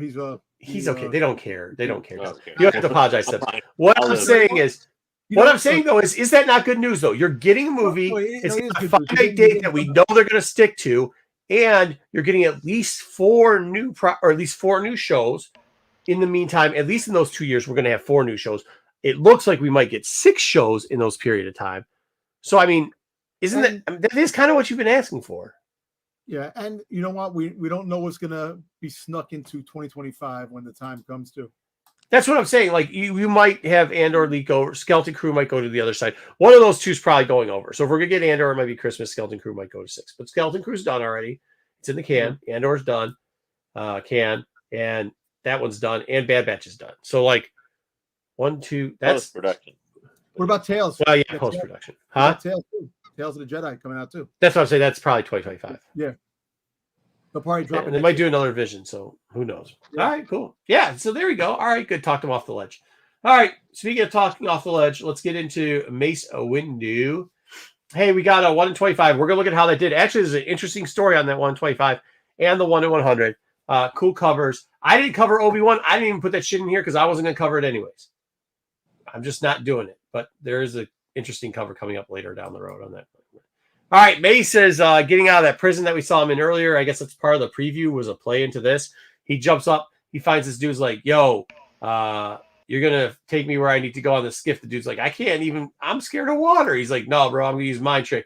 And then he jumps on there, and he's like a pirate on the front of it. And he's hunting down some of these droids. And then he does a zippy zip and a booey woo and boom, kills the ship, kills the droid. He's like, listen, they had the skeleton key. They shouldn't have it. And then Yoda talks to Mace Windu and says, yeah, dude, you're kind of my bitch. And Mace is like, yeah, you're right, dude. You got it. And they tell a little joke at the end of that. They get back inside. They're like, hey, listen, you got to go to this planet because this new character that Don's in love with is they actually have the Calaxium. For those people, you guys remember Calaxium from the Han's Solo story? It's like supposed to be this. Well, now they have a even even better gas, so like ethanol, but it's not is it as explosive? I don't know. You can keep it more stable, but at the same time, it makes you go faster. So they're like, go get that. Oh, okay, cool. Yeah. It's only gonna be 2 minutes. It's like 3 more slides to leave in, and we'll be out here in a minute. Then Mace hops into like a winter G.I. Joe outfit, which is kind of dope, dude. And he's like, I'm just gonna go jump into this hole real quickly where the city of like snow people are living. So it's like an igloo city, which is kind of dope. I thought this was cool because it introduces an underworld in kind of in like in igloo underworld. So that was dope. Thought it was good. He's going around. He's like, yo, you can't do all this stuff. He's doing all this spy stuff. He taps into the system, finds out where the chick is. Like, I'm going to go find him. And then the gang like tries to threaten him. Like, dude, you're new here. We're going to take all your shit, including your green glasses. He's like, yeah, good luck with that shit. Fucks them all up. And he goes, you should probably leave. And they all leave. so he doesn't kill him or whatever. But then jumps into hospital. It's like, yeah, there's some broad that's messed up. I need to find her. She's jumping out the window using with all the technology that they have in Star Wars. Why is she tying her bed sheets together to jump out a window? Anyways, that's what she does. I want to put Earth stuff into a right. Star Wars all the time. So then she jumps on a wire but falls somehow, and the backpack full of the Coaxium stuff is about to blow up, I guess, but then it doesn't, which whatever. Mace comes down because somebody else is chasing her, because everybody's chasing her. They're like, okay, you're done. Then Mace comes through and just clunks all their guns real quickly. And he's like, yo, you call for the Jedi, so here I am. Hey now. Looking all sexy and shit. I thought it was pretty good, dude. I'm ready for 2. Actually, this book it was weird. The comics seemed long, but not in a bad way.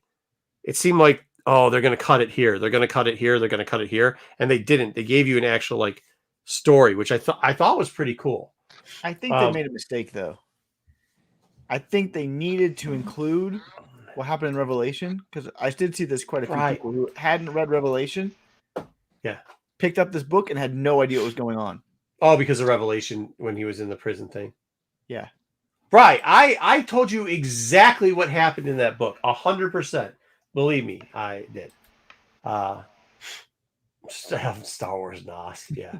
But I saw that quite a few people are like, what is going on? Why are they dropping us in the middle of a story? And I get that they didn't want to repeat themselves, but at the same time, if you hadn't read Revelation, it was really confusing. Yeah, the Steam shutting down the droids was kind of weird too. But whatever. It was just a preview part to all the stories that are coming later on, wasn't it? Right, like that's why I said when we were talking about Afra, and they're like, "Oh, we don't know if it's happening." We do, because they gave us the preview in the preview, and now we know that we can confirm it because they did it for this. So, like in Revelations, you get the preview for this story, and actually, that sucks for the people that were confused with it. I thought it was good. We don't need the rest of the shit that they had in Revelations, and it makes Revelations more relevant to the thing. He's just upset because he didn't like the story. He doesn't like Mace Windu. What do you mean I don't like Mace Windu? Next week, you don't like Mace Windu. Next week, for some reason, we have another Vader book, number 43. This book looks awful. Yeah, your favorite person's coming back, Marco. Did you look at who's coming back? I have nothing to say about. I'm not saying anything about Darth Vader at all. Kitzer's coming back. Hey, not only that, did you see the FOC for Darth Vader? Like, dude, they just got to stop. They have to fucking stop. They just have to stop. It's such a bad series. It gets so worse. Stop. Somehow it makes Charles Soule's series look great. Oh my God, it's so bad. Oh, so there's a 1 in 25. Don't waste your fucking money. Why 1 in 25s? I get that they want people to like buy 25 copies of this thing, but nobody should buy 25 copies of it. No shop in the world should be ordering it. And none of these 25s are doing any good because the covers aren't even that good. It's stupid. At 43, we do not need 1 in 25s for a crappy book. Yes, agreed. I'll show you FOC, Bri, in a minute. All right, next week too. Oh, we had our guest Ella, or how do you say the full name? Sherry Ella, I think. Sherry Ella, she's on here. Her book is here, so make sure you support her. She supported us. Make sure you support her. We also got number 1 here. This looks good. By the way, if you read Kitty book, and we'll talk about it a little bit later, might have a little bit of tie-in coming here soon to Star Wars High Adventures number 3. Well, definitely just a 4. FOC, Darth Vader number 44. Yay, we get the fucking crew of half mechanical Rebel team back and a awesome Rey cover. And a 1 in 25? Yeah, and a 1 in 25. The 125 isn't awful, but again, we just don't need it. What is FOC? FOC's final order cutoff. So it means like if you want to order these books, like if you want to call your LCS or if you do online, you tell them, hey, I want this book.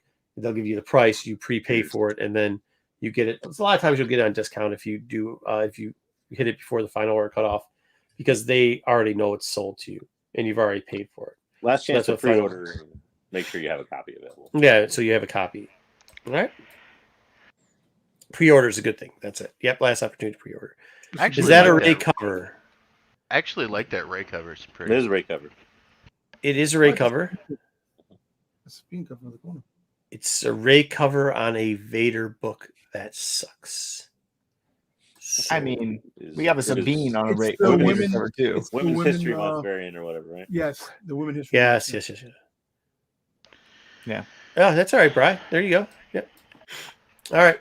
Also, FOC, we got Mace Windu number 2. He's got he's riding a green monster. We also got a Woo cover on the right that looks very much like the Clone Wars cover of. I really Clone hate that cover. I know you do. I think it's It awesome. reminds me of Scotty Young cover. That's what it. I feel like it should be. This didn't get a 1 in 25 though. That is the 1 in 25. Is it? The 1 in 25. Oh, the Woo's Yeah. 1 in 25. Oh, Yep. good for her. Good for her. Good for You her. gonna buy that one? Yeah, for $12. All right, here we go. Well, we'll talk about it maybe for $12. We'll see. Also, we got next up for those people that listen to our review and Wayseeker saying it's the greatest Star Wars book he ever read, and maybe disagreeing to it. One of the characters from that book makes makes a big appearance here with the box and the baby Nameless. So it looks like there's going to be crossover from this and the kids book that we read last week, which I think I'll be a little disappointed if they make it exactly the same, because what's the point of reading that shitty book or not shitty, that I don't think it's going to be the same. I think it's going to take place after it. I think they're going to hatch a new one. Can't be after it because isn't his box is gone. No, they're going to hatch a new one. That's what I He's think. gonna keep it in a box again.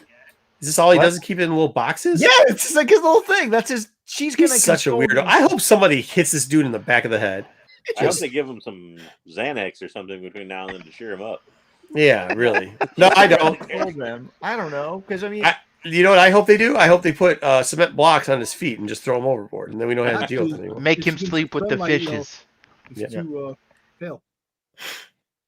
I He's will Umbran. say for those that care about that, Yeah. the cover on the right, the B cover, that is their first Star Wars cover. Oh, the Umbran character, and baby, yeah. So, Well, if wait, you how would care that be about first covers for Star Wars? Pick that For one up. people? Or is that what you're saying? For Joe Mean, Joe John? Mean, yeah, Joe that's the Mean, first John, Star Wars Joe Mean cover. Young. That's the person's first. Okay, that's the person's first cover. All right, cool. I mean, that's cool. I actually see that's dope as shit. I will tell you this is probably what they should do with, like, if you want to sell us on that bullshit, even if you're gonna have bullshit stories on Darth Vader, do something like this where you at least give us a first cover for an artist, right? On the shit. Don't give us like whatever the shit's going on in Vader right now. That is just junk.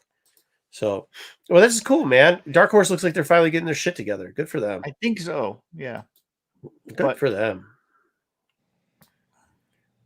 Off the last page of what? All right, so let's look at the books. We kind of been doing this lately. We've been looking back to see what stuff has been selling about so that we can make maybe smarter decisions on some of our incentives. Mace Windu, I thought it was a pretty good book today. Chat thinks it was pretty good. Wayseeker thinks it was garbage, but that's Wayseeker's opinion, and everybody's entitled to have an asshole. All right.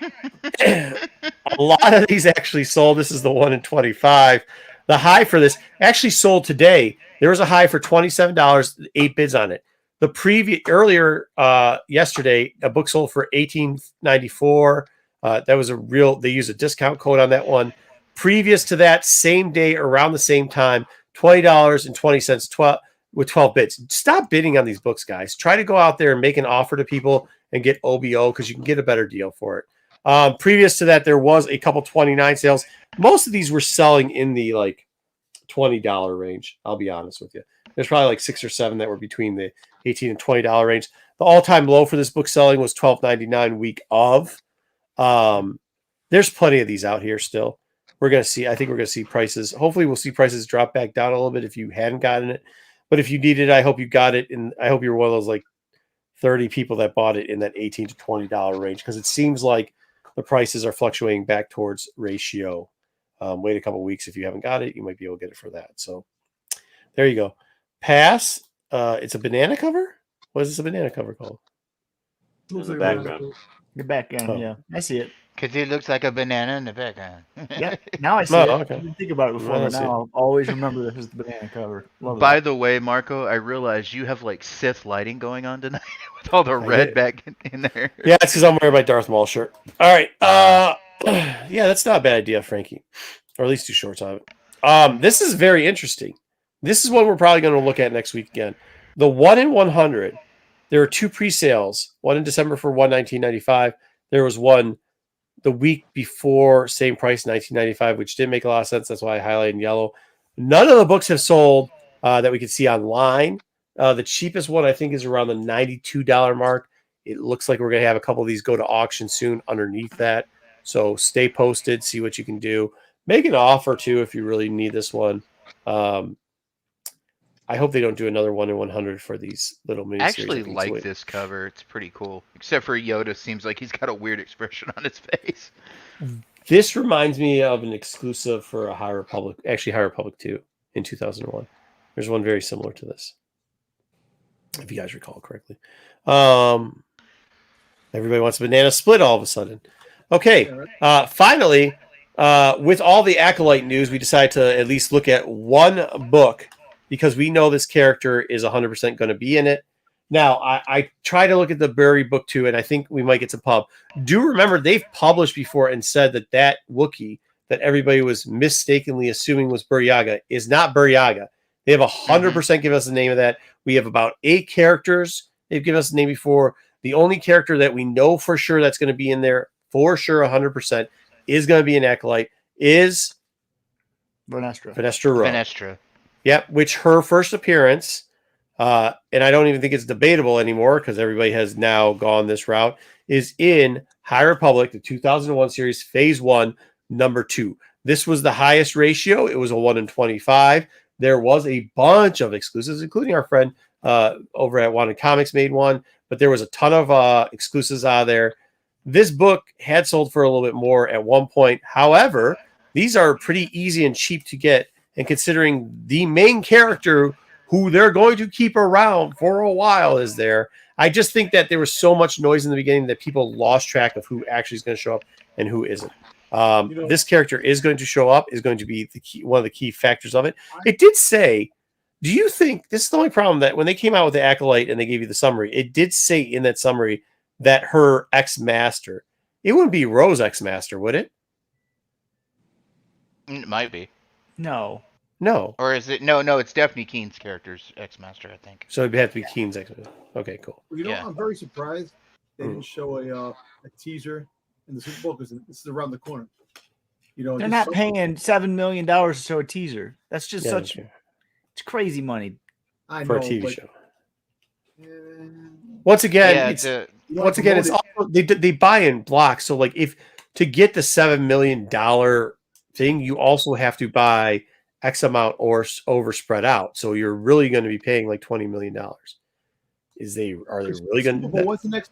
What, the NBA championship? The NBA championship, you can show through that. I don't even think they'll do that. I think they don't need to for Star Wars shows on Disney Plus. They don't need to promote them the same way because the people are going to watch them. They're going to watch them. Yeah, they didn't promote Echo, did they? What? Echo didn't get a big one. No, yeah, but they didn't get a big one. They didn't get like a big. So Mando season 3, I think, got a something at one of the championship games when that dropped, and also when Andor, I think the big games. I agree. That's what it was, but they've started to get away with that because I don't think Loki and I don't think Echo dropped at those, did they? I could be wrong. Echo was on like college football games, but Echo was but that was like every college football game. That wasn't like it was like anything. It wasn't like the national championship or anything like that. It wasn't the national championship. They can't spend that much money on marketing for a TV show. They can do it for a movie. If it was a movie, I think they would have spent that money. They'd spend it on Deadpool. But and that's what kills the other shows sometimes. They don't the marketing, if it brings the people, if you would have showed this in the Super Bowl, people would be like, holy shit, and then have been prepared. Like you gotta but then what? Somebody's gonna buy a subscription in 5 months for the show? They're not gonna remember to buy the subscription in 5 months for a show. And not to mention now all the Super Bowl ads because they're trying to the bonus is to get the stuff out ahead of time. So you got to see. I wonder how that Deadpool Wolverine thing is going to work because they released 2 different trailers. They will likely wait. If they want to do something like that, there's multiple opportunities between now and then. March Madness, NBA playoffs. Like if they want to use, with sports things, there's cheaper options further down the line. I don't follow a lot Deadly Venom, but as I look at listings, you know what I mean? I remember looking at a listing on this before, and now all the listings for this is marked as their first, which wasn't something they used to do. I will fight any man that says otherwise. Yeah, so I think some of the people. The one hard part I will say to Venom is the fact that Marvel re-released High Republic 5 for the Halloween one, and did put on the cover that was Vernestra Rowe's first appearance. So that's the confusing part, is when Marvel re-releases an issue and says it's Vernestra's first. Yeah, but that didn't move much either in the market. No, so it's wrong. It's wrong, but that's the confusion comes from Marvel itself, and that's really hard to come. But let's cover this real quickly because this might be something some people might be interested in. Before this announcement, this book, the last sale for this was 13 bids for $7.50.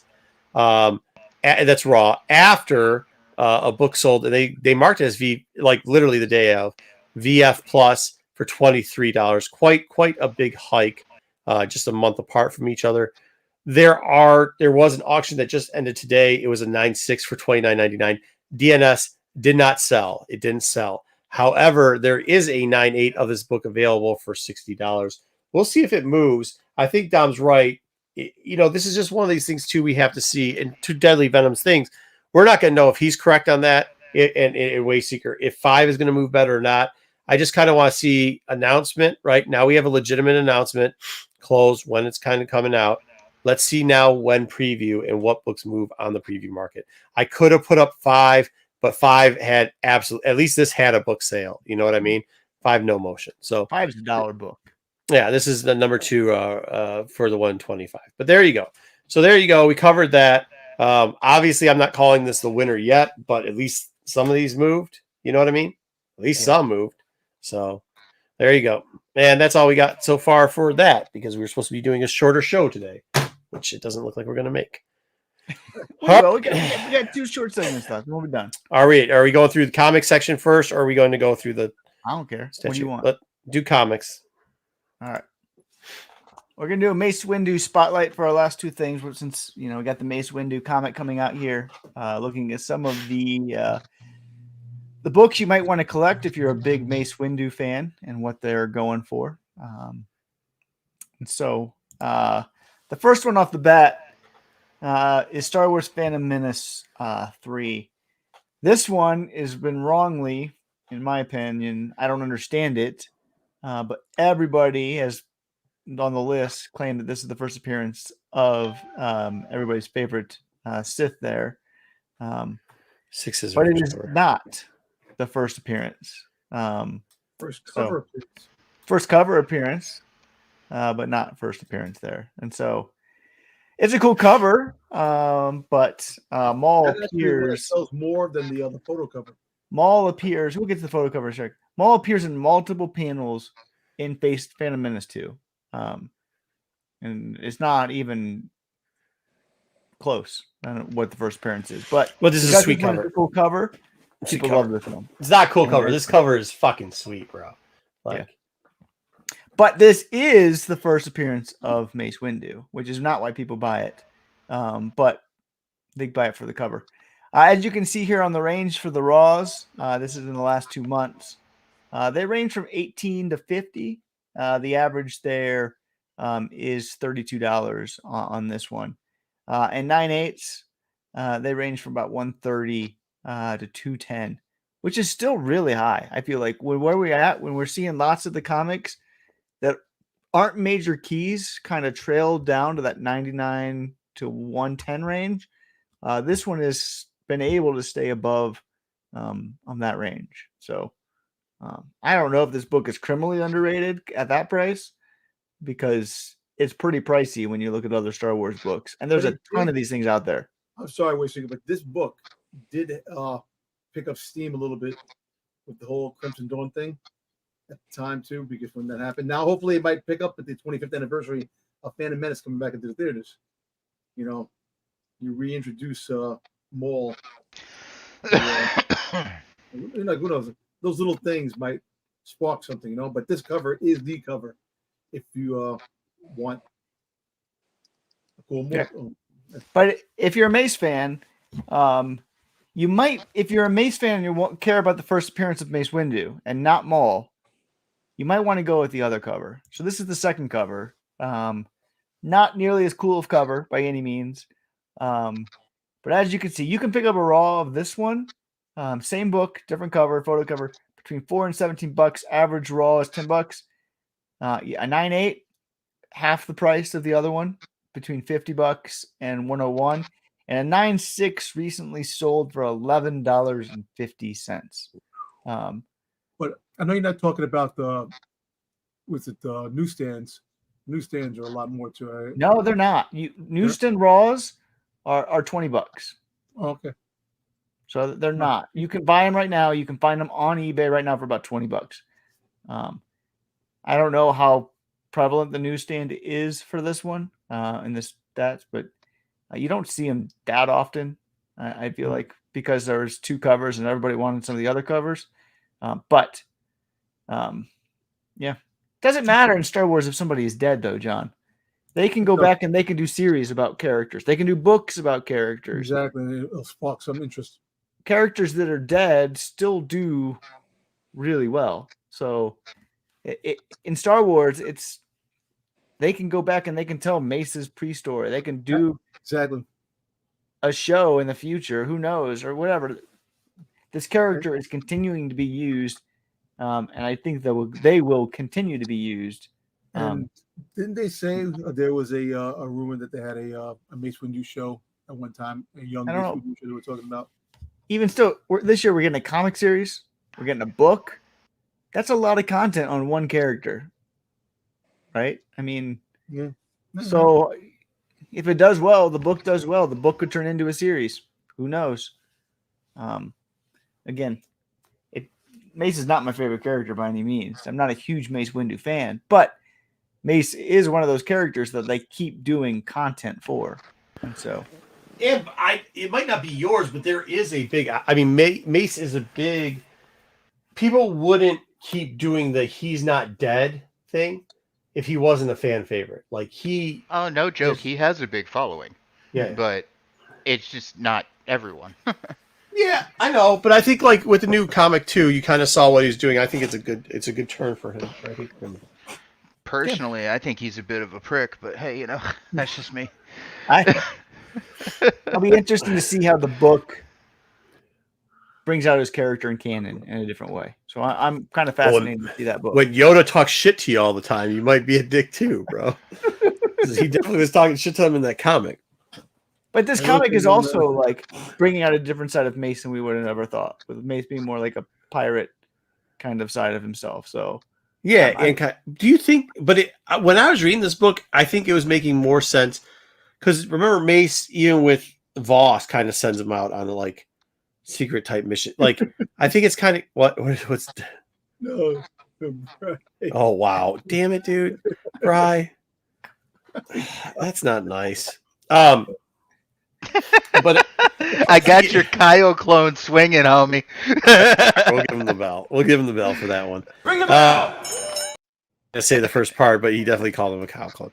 All right, so but I think like you see that the only problem that I worry about is they're going to fall into that Obi-Wan trope where they're going to make him fall in love, and that's what's getting him a little bitter on top of. Because I really do enjoy the. Yeah, I hope that too. Yeah, I hope. I agree. If you're a big Mace Windu fan, he might have the worst first cover appearance ever. But by my records and going through covers, and people think first cover is a thing. First cover isn't a thing, but if you want first cover of Mace it is. Windu, it's a footnote in the Overstreet Guide. You get him with a blue lightsaber for when he was a kid. So what about his first appearance? Was it in Clone Wars? I love how they make him look old as shit too on this. He's old as shit as a kid. Like you couldn't do this, dude. How dirty did they do him? Am I right? They make him old as shit. Old as shit as a kid. Like he got old face. Like fuck. Benjamin Buttons. Yeah, he Benjamin Button this dude. What the fuck? That's so fucking bad. At the height, it's 5. At the low, it's 1. You can pick this up for $1 or $2 if you really are a Mace Windu fan and want the first cover. Here you go. Okay, here, Wayseeker. First off, it's blasphemy for you not to say first cover is a thing. First cover is a thing. It doesn't mean it's an expensive thing.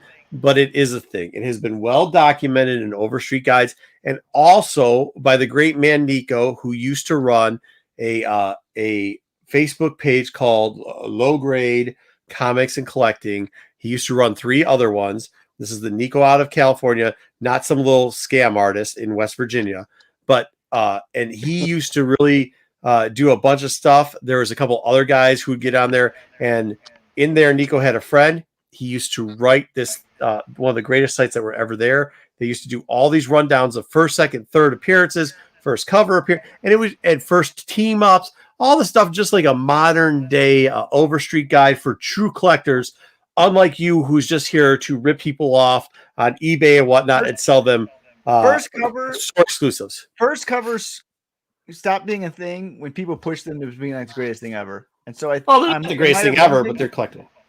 Yeah, they're not worth anything, but they're collectible. People would push them like Dom, being like, "Oh, first Morai, pick this thing up. Morai's great." Yes. After you get the Doms of this world pushing things like that, first cover is no longer a thing to me at all. And so I still think first cover should be the cameo, first cameo appearance. It should be noticed. What do you know? No. This is why it's not a thing right here. No. This is why. Well, no, but you just fight that narrative. You fight the good fights, and you just say no, bad Dom, bad. No, that's not a thing, Dom. That's not a thing. When we're saying bad Dom, no, do we swat his nose with a newspaper? No, just like no. That's just violence. Why do you want violence, man? Come on. But both of you are wrong. Like it is a thing, but it's not a expensive thing. Like but it could be a mentioned thing a lot more compared to what it. You'll get a first comic cover appearance, but it's not as big as what the first cameo appearance or the first appearance. It falls under the same thing as new costume or first team up. It's in that realm. Okay, Dom. So is it a 10-cent book? Probably no. Is it right here? Range between 1 and 5? Yeah, that's probably the proper place for first covers. Is between 1 and 5 realm. It first team up, first time that they have a different colored suit and it's not in the silver. You know what I mean? Like first time they kiss a girl. I mean, I don't know. First time they kiss a boy. Whatever the hell the thing is. Like it's that type of situation. It's nothing more important than that. Going forward for the other ones, if you're interested in the origin of Mace Windu, this one is canon. This is Star Wars Jedi Republic Mace Windu. Oh, origin story. Same as first cover. All in the same thing. This one I actually value more because this is also the first appearance of Mace's master. And so if you ever do see anything in that era, this would be somebody show up. Venom, yep. This is the 1 in 25. This one still goes for about ratio. The sales on this one is 19 to 25. Average raw is 22. I didn't see any 9.8 sales. The 9.8 census on this thing is minuscule. I think I saw it at like 7 or something like that. So really, yeah, not one that people get graded very often. Sweet cover though. It is a cool cover, and you do get Mace's master for the first time. What year was this? 2018, 2017, 2018. Yeah, 2018. Yeah. Yeah. Isn't it the series, the first appearance of Ahsoka in Marvel? No, it's not even that even though, but people still say it is. The number 5. It's the IDW would be the first one. IDW came out way before that. Okay. Dom, you're listening. Everybody says that because they want to sell things, but we'll get to the 5 in a little bit on crazy prices. But I actually think this one is. I always try to pick this thing up for under ratio when I see it. So it's one of the ones I like because I do like origins and I do like master stories. So, Dom, how do you live in New York and just not go broke buying bullshit that people are trying to sell you on the street? Listen, I've seen it. I've been here too long. I understand that, but you fall for every one of these motherfuckers. You're literally on the show that writes the lists, and then this is so good. Yeah, I know. He came out the 4-year-old. Yeah, right. He did. Oh my God, I don't get it. I don't get it at all, Tom. Like when the guy's got 3 when he's playing 3-card money, tell me you don't put money down.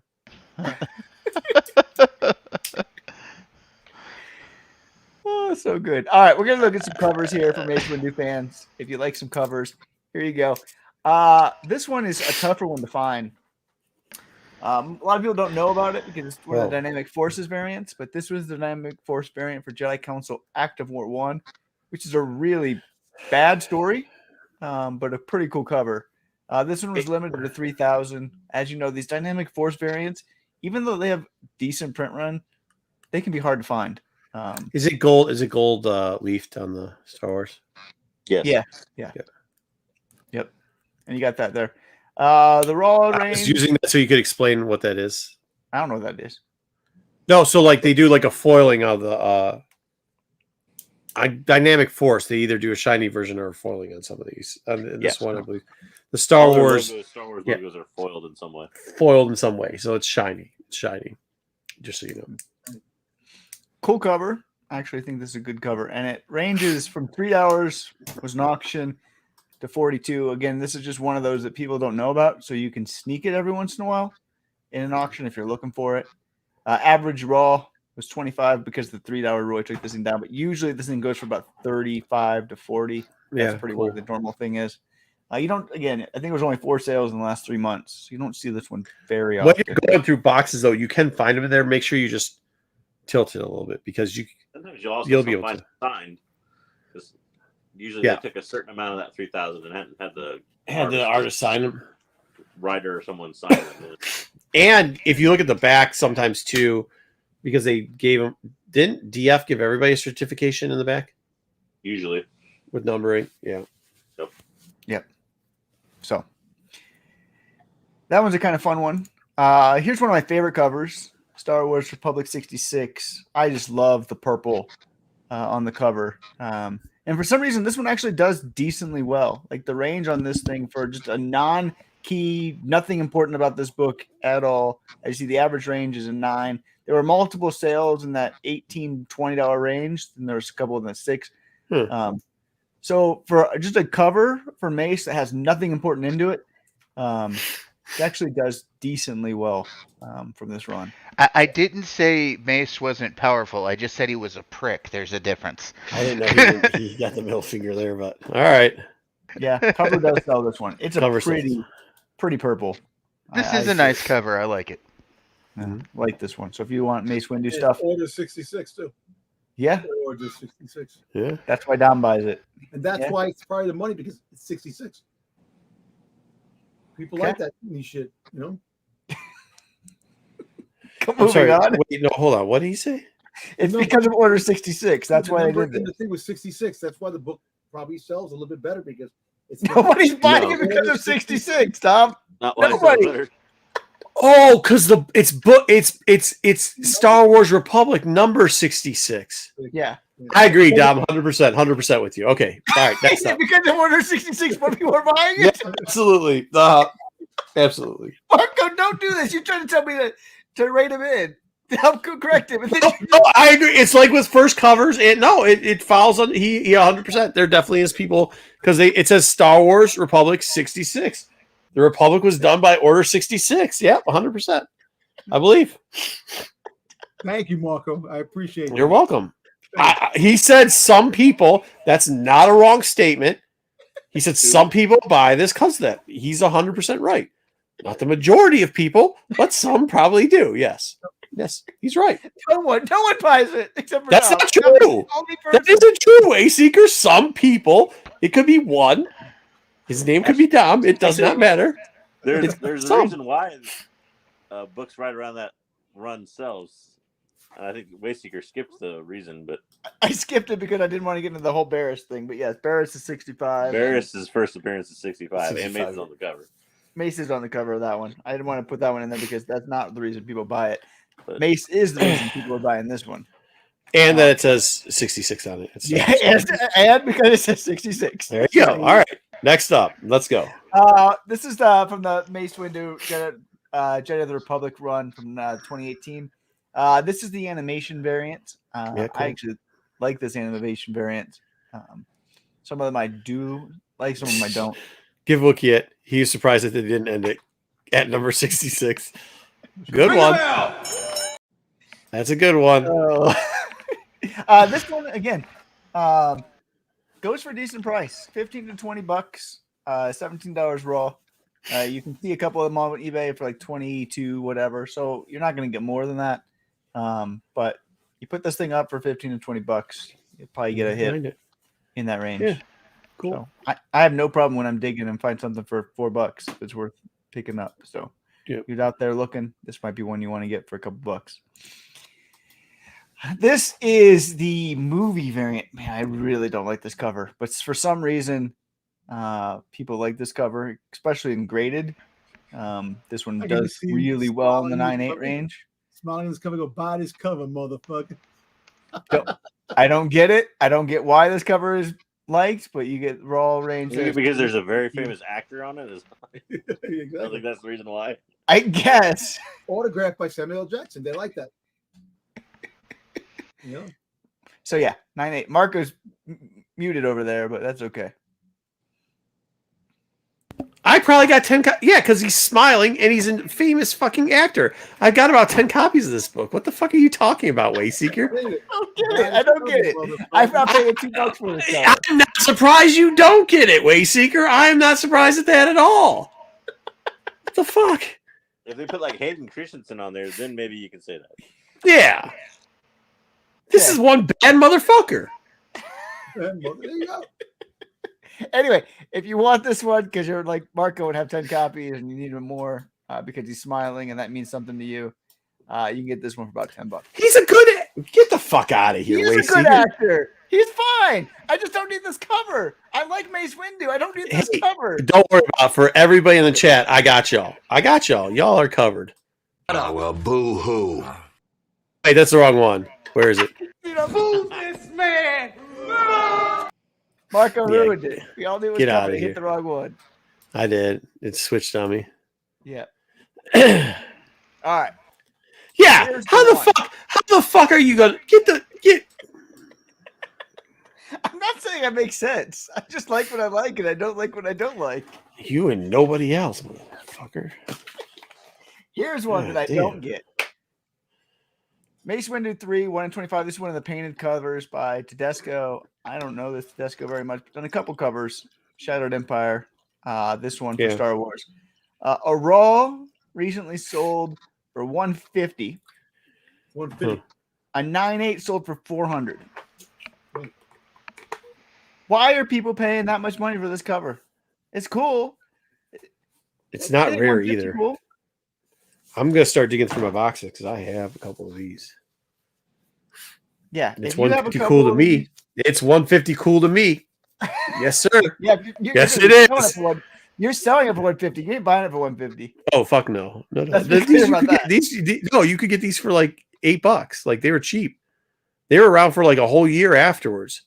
Like nobody was buying the variants in the series. You could find them all. I mean, you could find them literally all. The Star Wars miniseries back there. Yeah, I mean, this shit was all over the place.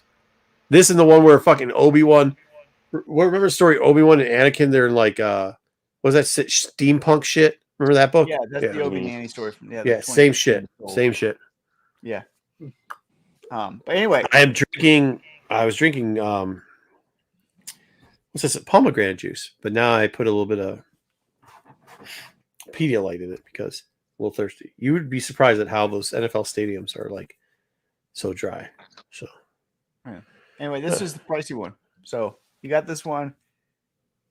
I actually have one copy of this thing, but I for my PC, I'm not going to sell it. But I'm not buying it anywhere near that. I'll tell you that much. People do love Tedesco, and it is a cool cover. I like the painted cover, but not 150 like it. So you're gonna say 150, not 150. 150. I got one more that is really shocking. Like this one price, I don't get it, but the next one I get even less. This Star Wars Mace Windu 5 JTC action figure variant cover. This was just a normal cover, right? You could pick it up at the store, just a B cover. I don't think this was one of the online exclusives that they had. The range for the Raws. What was it that they used to do back then that was we had to order so many of like the book before to unlock the variant or whatever. Yeah, there's two variants for this, right? There is. I have 88 short just in this room alone, Bri. Just in this room alone, I have 88 short boxes, and then I have 6 CGC boxes. Yeah. listen, Well, he asked a question. I'm telling him. Now, what are you asking about the JTC unlockables? Was this? I was trying to remember if this was one of like the unlockable variants where they had to sell not in a. No, it was an order thing, and I believe it the was. reason why this is up there in price, it has Ahsoka in it. This is the Ahsoka book with Ahsoka. No, the Ahsoka book sells for like $10. No, early Ahsoka's in it. That's why number 5 had. I'm aware, Don, but he's saying like why this variant in particular of that book because the other versions of this book are not this pricey. Yes, they all have the same insides. Yeah. It was a +1 on this, but it was like if you ordered matching order for a different cover, and people were giving these away. They were giving it away as a bonus pack. So the promo that there's a printout promo at the time too. You could buy, or you could like the Diamond would give you, and I think it was. The fuck was the promo?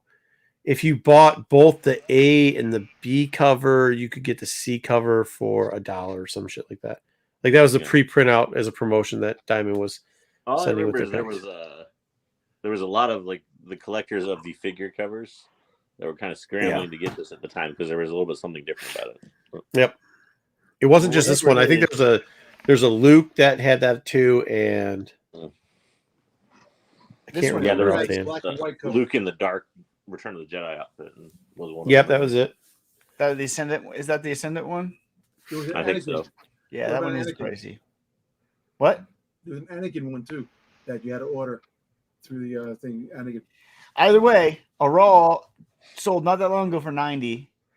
Average is going for 55 on this thing, and the cheapest Raw is an auction right now for 97. And you can't find any of them. Also, know like 120, 150, 200. What people are asking for this thing. I gotta fucking dig some of those fuckers out too. So you could probably put this thing up for $70 and OBO, and you probably get an offer of like 50 or 60. I bet. No shit. Can't find this. Regular. I would dig for this book in boxes when you go to bigger cons because I'm betting you can find one. And there is another JTC action figure cover, so it needs to be the number 5. The number 1 is a green border with all that. Make sure you're looking for the right one. But this Raw yellow borders, right? Isn't it the yellow borders? Yeah, number 1 has him in his black outfit with I think it's a green lightsaber at that time. I think it's green. Yeah. It's him before he's on the council. Yeah.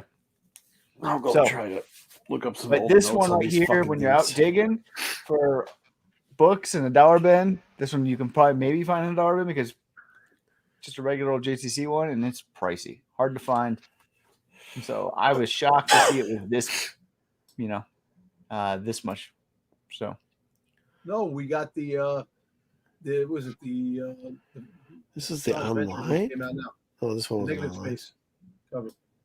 No, he's saying that there's no action figure. He doesn't care about there's no action figure variant for Cad Bane either. There's no action figure variant for. There's a couple of characters. Make up a list. We'll go over them next week, Dom. All right, we'll do that. I'll find it. All right. And one more thing we want to cover today. JJ pointed this one out to me. This is the Star Wars Galaxy's Edge 2021 Mace Windu Legacy lightsaber. There is other lightsabers for Mace Windu out there. This one is discontinued. I couldn't find a run on it. I don't think it was that limited to where they had a certain number of it. They just sold it in the park for a certain amount of months, and that was it. It retailed at $219, and recent sales on eBay for this lightsaber is between $315 and $500. So the hilt. What'd you say? And that's for just the hilt. Yeah, you got to buy the thing. Yeah. Blade sold separately. Yep, and there is a different Mace Windu lightsaber you can still buy, and runs for $250. But people really like this legacy hilt or whatever, so it's pricey if you want to get this one. Spicy and pricey. Yep. So, all right, good stuff. All right, well, I guess everybody's done watching Taylor Swift propose to which Kelsey did it was happen? I don't know. I don't think so. I'm just making that up. I think Twitter would be blowing up. So, all right, Mace Windu spotlight. Wait, was this what we just had? No, different one. This is Thade and Dom, or Thade maybe. I don't know if Dom did anything with this, but I know Thade did. He sent it to me. Mace Windu, Thade, you there? Yeah, I'm here. All right, go ahead. This is you. This is our sketch. Alrighty. So, Most of these were from Joe. I think all of these were from Gentle Giant. Okay. This one right here is still sellable. It's you're only allowed 2 per account on Gentle Giant. It was 3,000 edition size, and it retailed at $175. And like I said, this one is still available if anybody's interested in it on GentleGiantLTD.com. Hey, Dom, is this one of your fave because the helmet? The helmet in the cover, that's a pretty cool little prop that's sitting there. Do you like that aspect, Dom, of him getting his head cut off? You know what? Listen, at the end of the day, it was a pretty cool death scene. But the original that deleted, that they didn't show, the original where he got his arm cut off and then stabbed in the leg and then his head cut off, that was actually much more brutal. But this pretty good. Was that a thing? Yeah, they had the footage that was deleted. Yeah, his original death was going to be so much worse. Yeah. All right, next up. Next one. This one was available, I think, early 2010s. Yep. It did not have a run number with Animation. Huh? And it's one of the Clone Wars animated busts. This one retailed for $90. This one is running on. This one is running on eBay right now, secondary market, for upwards of $650. Holy! Wait, what? Yeah, there was a couple of eBay entries that were selling this for between $600 and $800. Oh, fuck out of here! Yeah, I'm not paying that much money for it. I thought 90 was too much. Holy shit! Well, they usually go for about 80 to $120. Yeah, this one was $90 when it was retailing. I think it came out in like 2011, 2012. Yeah. Oh. And the market on statues, I don't. If I see one of those, if I see that, I'm buying it. Now, this one right here was based on the Tartakovsky animated Clone Wars. This was at 1,000 for edition size when it originally came out, and it was $90 retail, $89.99 retail. Secondary market, you can still get this one for about $100. I saw a couple of good. Actually, I think the least I saw it for was like 65 on an eBay sale. He never made that move in Tartakovsky, fucking Joe. It's only this. That's the best version of Mace is the Indy animation. Best version. Yeah. Yeah, this one is trash. I agree with Brian. This one is trash. He closed General Grievous's chest to make him cough. That's why he coughed, and they didn't put that in canon. Yeah. So, how much does it go for now? This one I've seen for as low as $65. Yeah, I agreed. That's probably too high. They also had a whole line of animated Gentle Giant animated. They had a Princess Leia. They had a Boba Fett. They had a Vader. They had a few different animated pieces, which were pretty cool. Yeah. Well, shit, this guy's got a few of them in the background. He's got a Star Wars. Luke back there. He's got the Leia with R2D2. Yeah, there's a couple back there. He's got a Green Lantern. He's got a He's got a bunch of shit back there. I'm pretty sure there was one. I want to say at one point there was a Padme one that used. Was it like a Bruce Timm? There was a something they used or something for. I think it was Bruce Timm. Yeah. Holy shit! There's a Bruce Timm. Oh, we gotta check that out one day. So next slide. Let me see. Oh yeah, sure. Yeah, next slide. Okay, then shit! What the vampire Mace Windu? The fuck is that? This one came out in 2002. Vampire. Circa Attack of the Clones. Jesus Christ, I can't even talk now because of your weirdness, Wayseeker. Come on. It's the craziest thing I've ever seen. Like him after he got his. If this thing goes for more than $10, I'm shocked. Yeah, that's when he got thrown out the window, man. This one originally retailed. Out the window. This one was another Gentle Giant release. Edition size was 2,500, and it originally retailed for $89.99. But it is currently on secondary market, going for right around $90 to $100. Get the fuck out of here! Not joking. Dude, look at he's got like a vampire tooth on the left side. It looks like he doesn't have a fucking brush his teeth at all. Holy fuck. You know this much after this that Samuel L. Jackson does not sign off on all the things that use his name, image, and likeness. No, look at that fucking This guy vein lied. popping out of his head, dude. That is not good. It is probably the most disturbing of the statues I had to look at. This fucking. It kind of like it made me think that maybe Anakin had just finished him up, like finished off the deal when he chopped him up. I guess. I don't know. What the fuck? What did you say? That's You got one more? Yeah. Oh my god. One more. Yeah, they did him so wrong, Artrell. Like, this is fucking garbage. Took a picture of him falling out a window.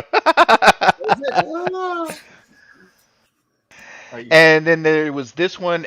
It was a rare. Its edition size was only 800, and it originally retailed for 80.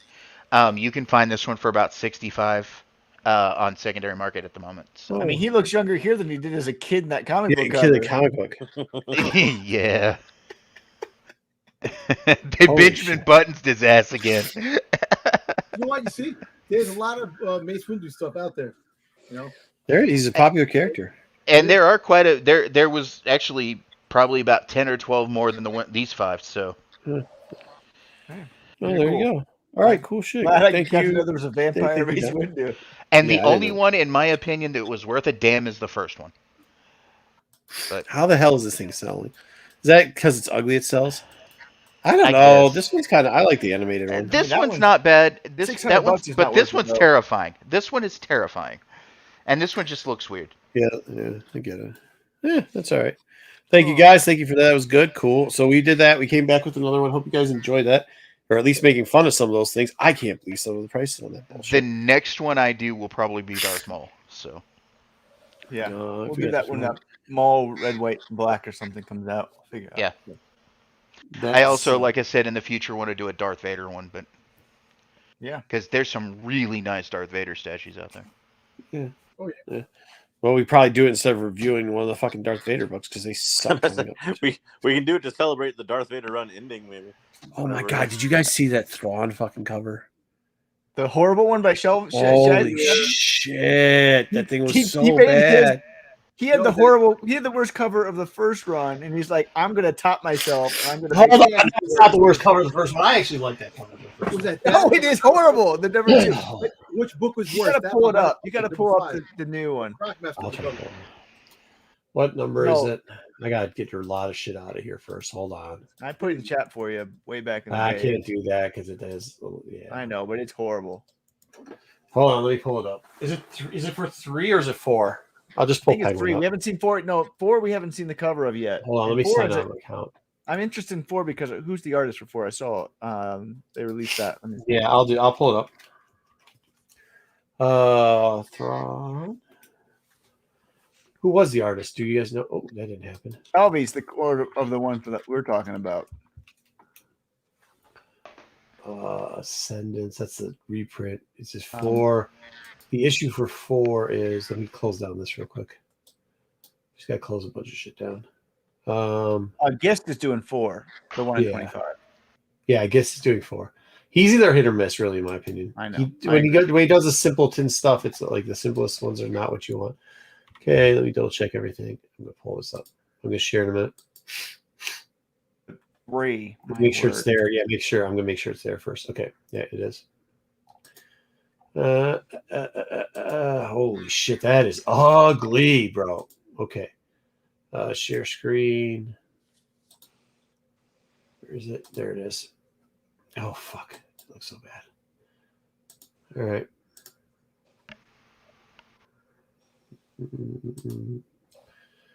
Okay, here you go. That is it. That's not even Thrawn. Yeah, that's it. That The is jaw. It's just ridiculous. Wow, that's Oh fucking God, horrible. what the hell is that? That is not a Thrawn. That is some sort of alien with a face that looks like it's sliding off. And I bet you that book will be valuable down the road. It won't be. It won't Is be. that like Joker with a Thrawn mask? I mean, like that's horrible, man. I mean, it's a 1 in 25. These 1 in 25s have. I mean, there's been still holding like ratio plus. So with him saying that, it might be a Pokemon situation, collect them all. So I'm not going to say no that it won't be valuable as something, but the only reason it's going to be valuable is if the Grisk show up in this one. If the Grisk show up in 3, which we expect the Grisk to show up. There's usually one. There's always 1 in 25 in every single one of these miniseries that falls way below the others as far as the long-term value of it goes. Usually because it's terrible, like this cover. But Shelby did the other one too. He did the Thrawn 2, 1 in 25. Yeah, and it's the least valuable. Right. Is that that's the one with him on the cover looking weird with the pirates, right? Yes. Right. So Shelby's just like, I'm gonna beat my worst cover by making a worse cover. So I can't wait to see what he does for the 3rd series, but it's gonna be worse than this one. It is gonna be the Grisk because it's a space battle of the ages past and present. Shit, it's gonna pull. I know. So this might be the one you have to buy because of the Grisk. There's cover 4. That's the A cover, but not. We That's haven't seen the A cover. We don't have the B yet. We don't have Yeah. the Grisk. Ahsoka Tano and Sabine, Ren Master and Apprentice. Oh, good lord. That cover's not good either. No, what the fuck is going on with? Oh, because it's old and young. That bullshit. Okay, get it. Yeah. So where's that Vader cover? Hold on. Bless me. There's Mace 3. You mean the Mace cover that's coming up? Which is the one that's got the it's not Mace. It's which is the one that's got the it's got what's his name? Omega. For the girls. Oh, that's one of the women's history covers. Yeah, isn't that on? It's on Vader, right? Is it Vader 44? I don't know what site you're on. It's on Marvel's site. I'll look it up real quick. It's got to be 44. Marvel did put out an article. Maybe. Yeah, they put out a whole article. Oh, for a women's one. It's the women. Just put women's. Yeah. I know. I'm asking. What I understand that portion of it. I'm asking. Is on the 3rd. It's in the Obi-Wan Kenobi 6. Obi Kenobi. That's what it is. Holy shit! They should have put it on the Django cover. Yeah. Like that was a fail to me. Yeah. Instead of Rose, I mean Rose Tika's fine, but Rose Tika could have gone on the Obi cover, and you should have put Omega on the Django cover. But Obi. Let's see what we got. That's connection. 6 right here. Okay, cool. Wow, I still can't believe 2 with that fat head. That's such a mistake. Here we go. Oh, he's got the stupid horse that he feeds the thing to. That's gonna be a. Oh, it's a Han. Okay. Yeah, it's a Hans. That's all right. It's a cool cover. Yeah. Yep. That will be a cool cover. That's about it. The best That's all we got. Ahsoka. What's that? Opinion. The Ahsoka is really good. Yeah. Yeah. The Ahsoka is the cover. What's it for? Is High Republic 5. Okay.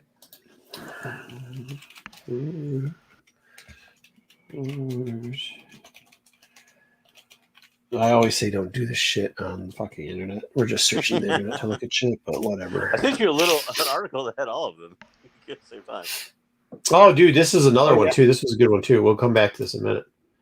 But this is spoiler alert. That's not a spoiler. We all knew this. Nobody dies. Nobody dies. I can't believe that nobody dies. Oh, they gave us the other one too. So here we go. We actually get the B cover for this too. So that's 5.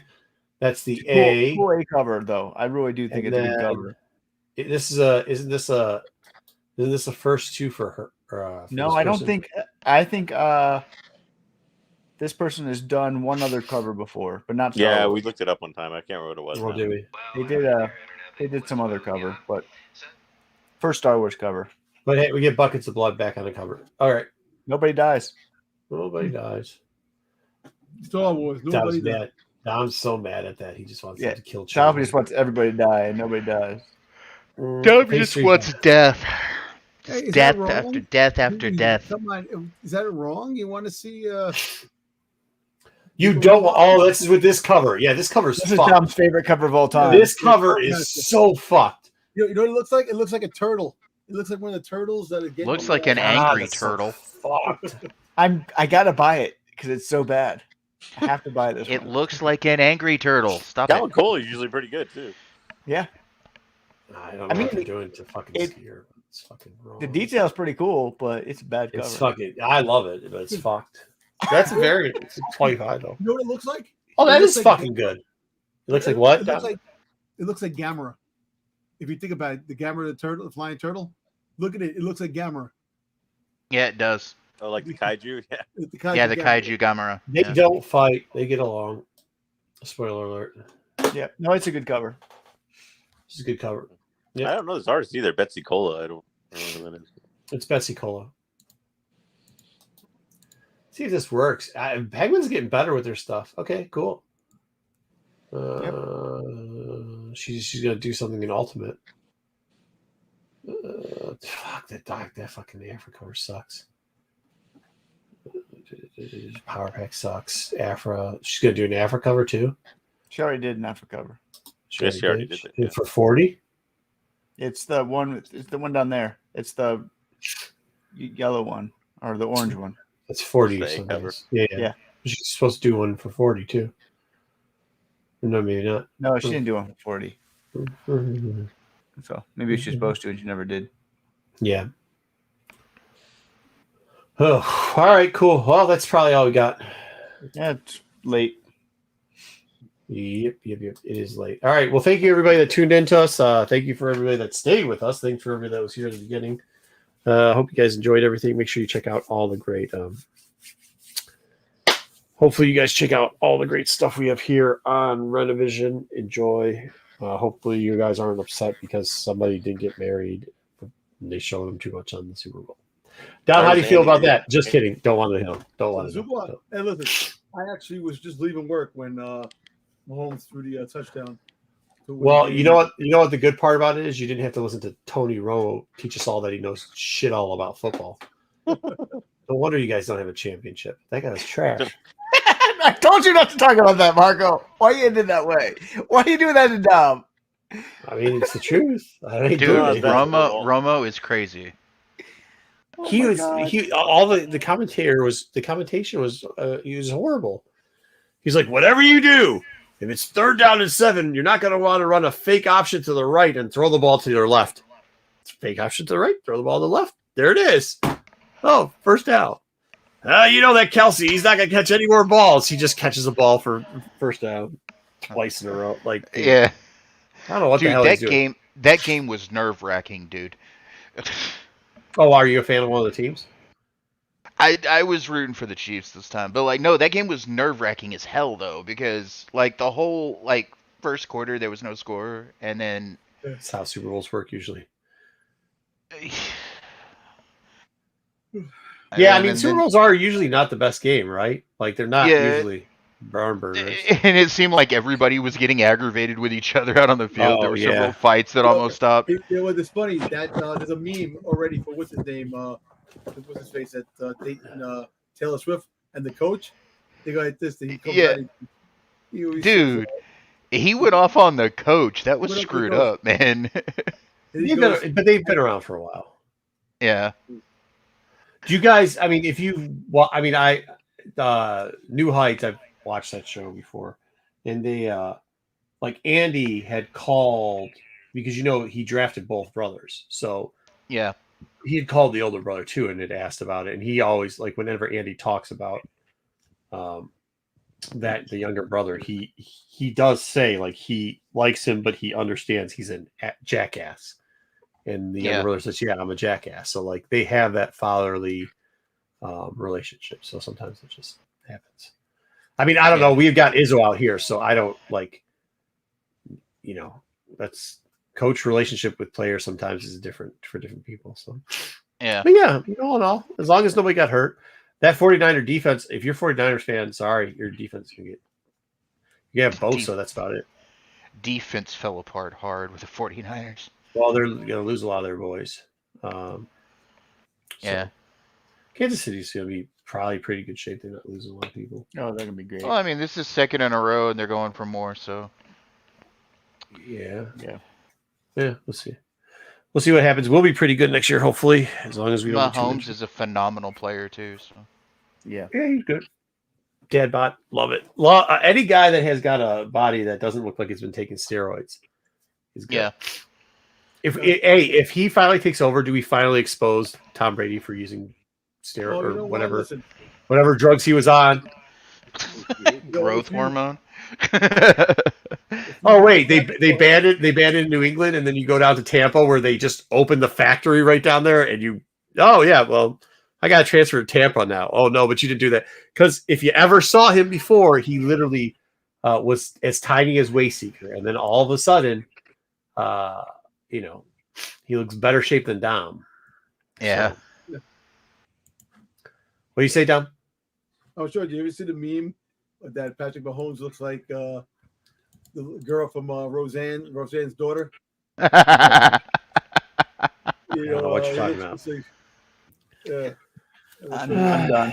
It's late. Yep. All right. Yep. We're out. All right. We'll see you. I don't even know what that is. Hey. No. No.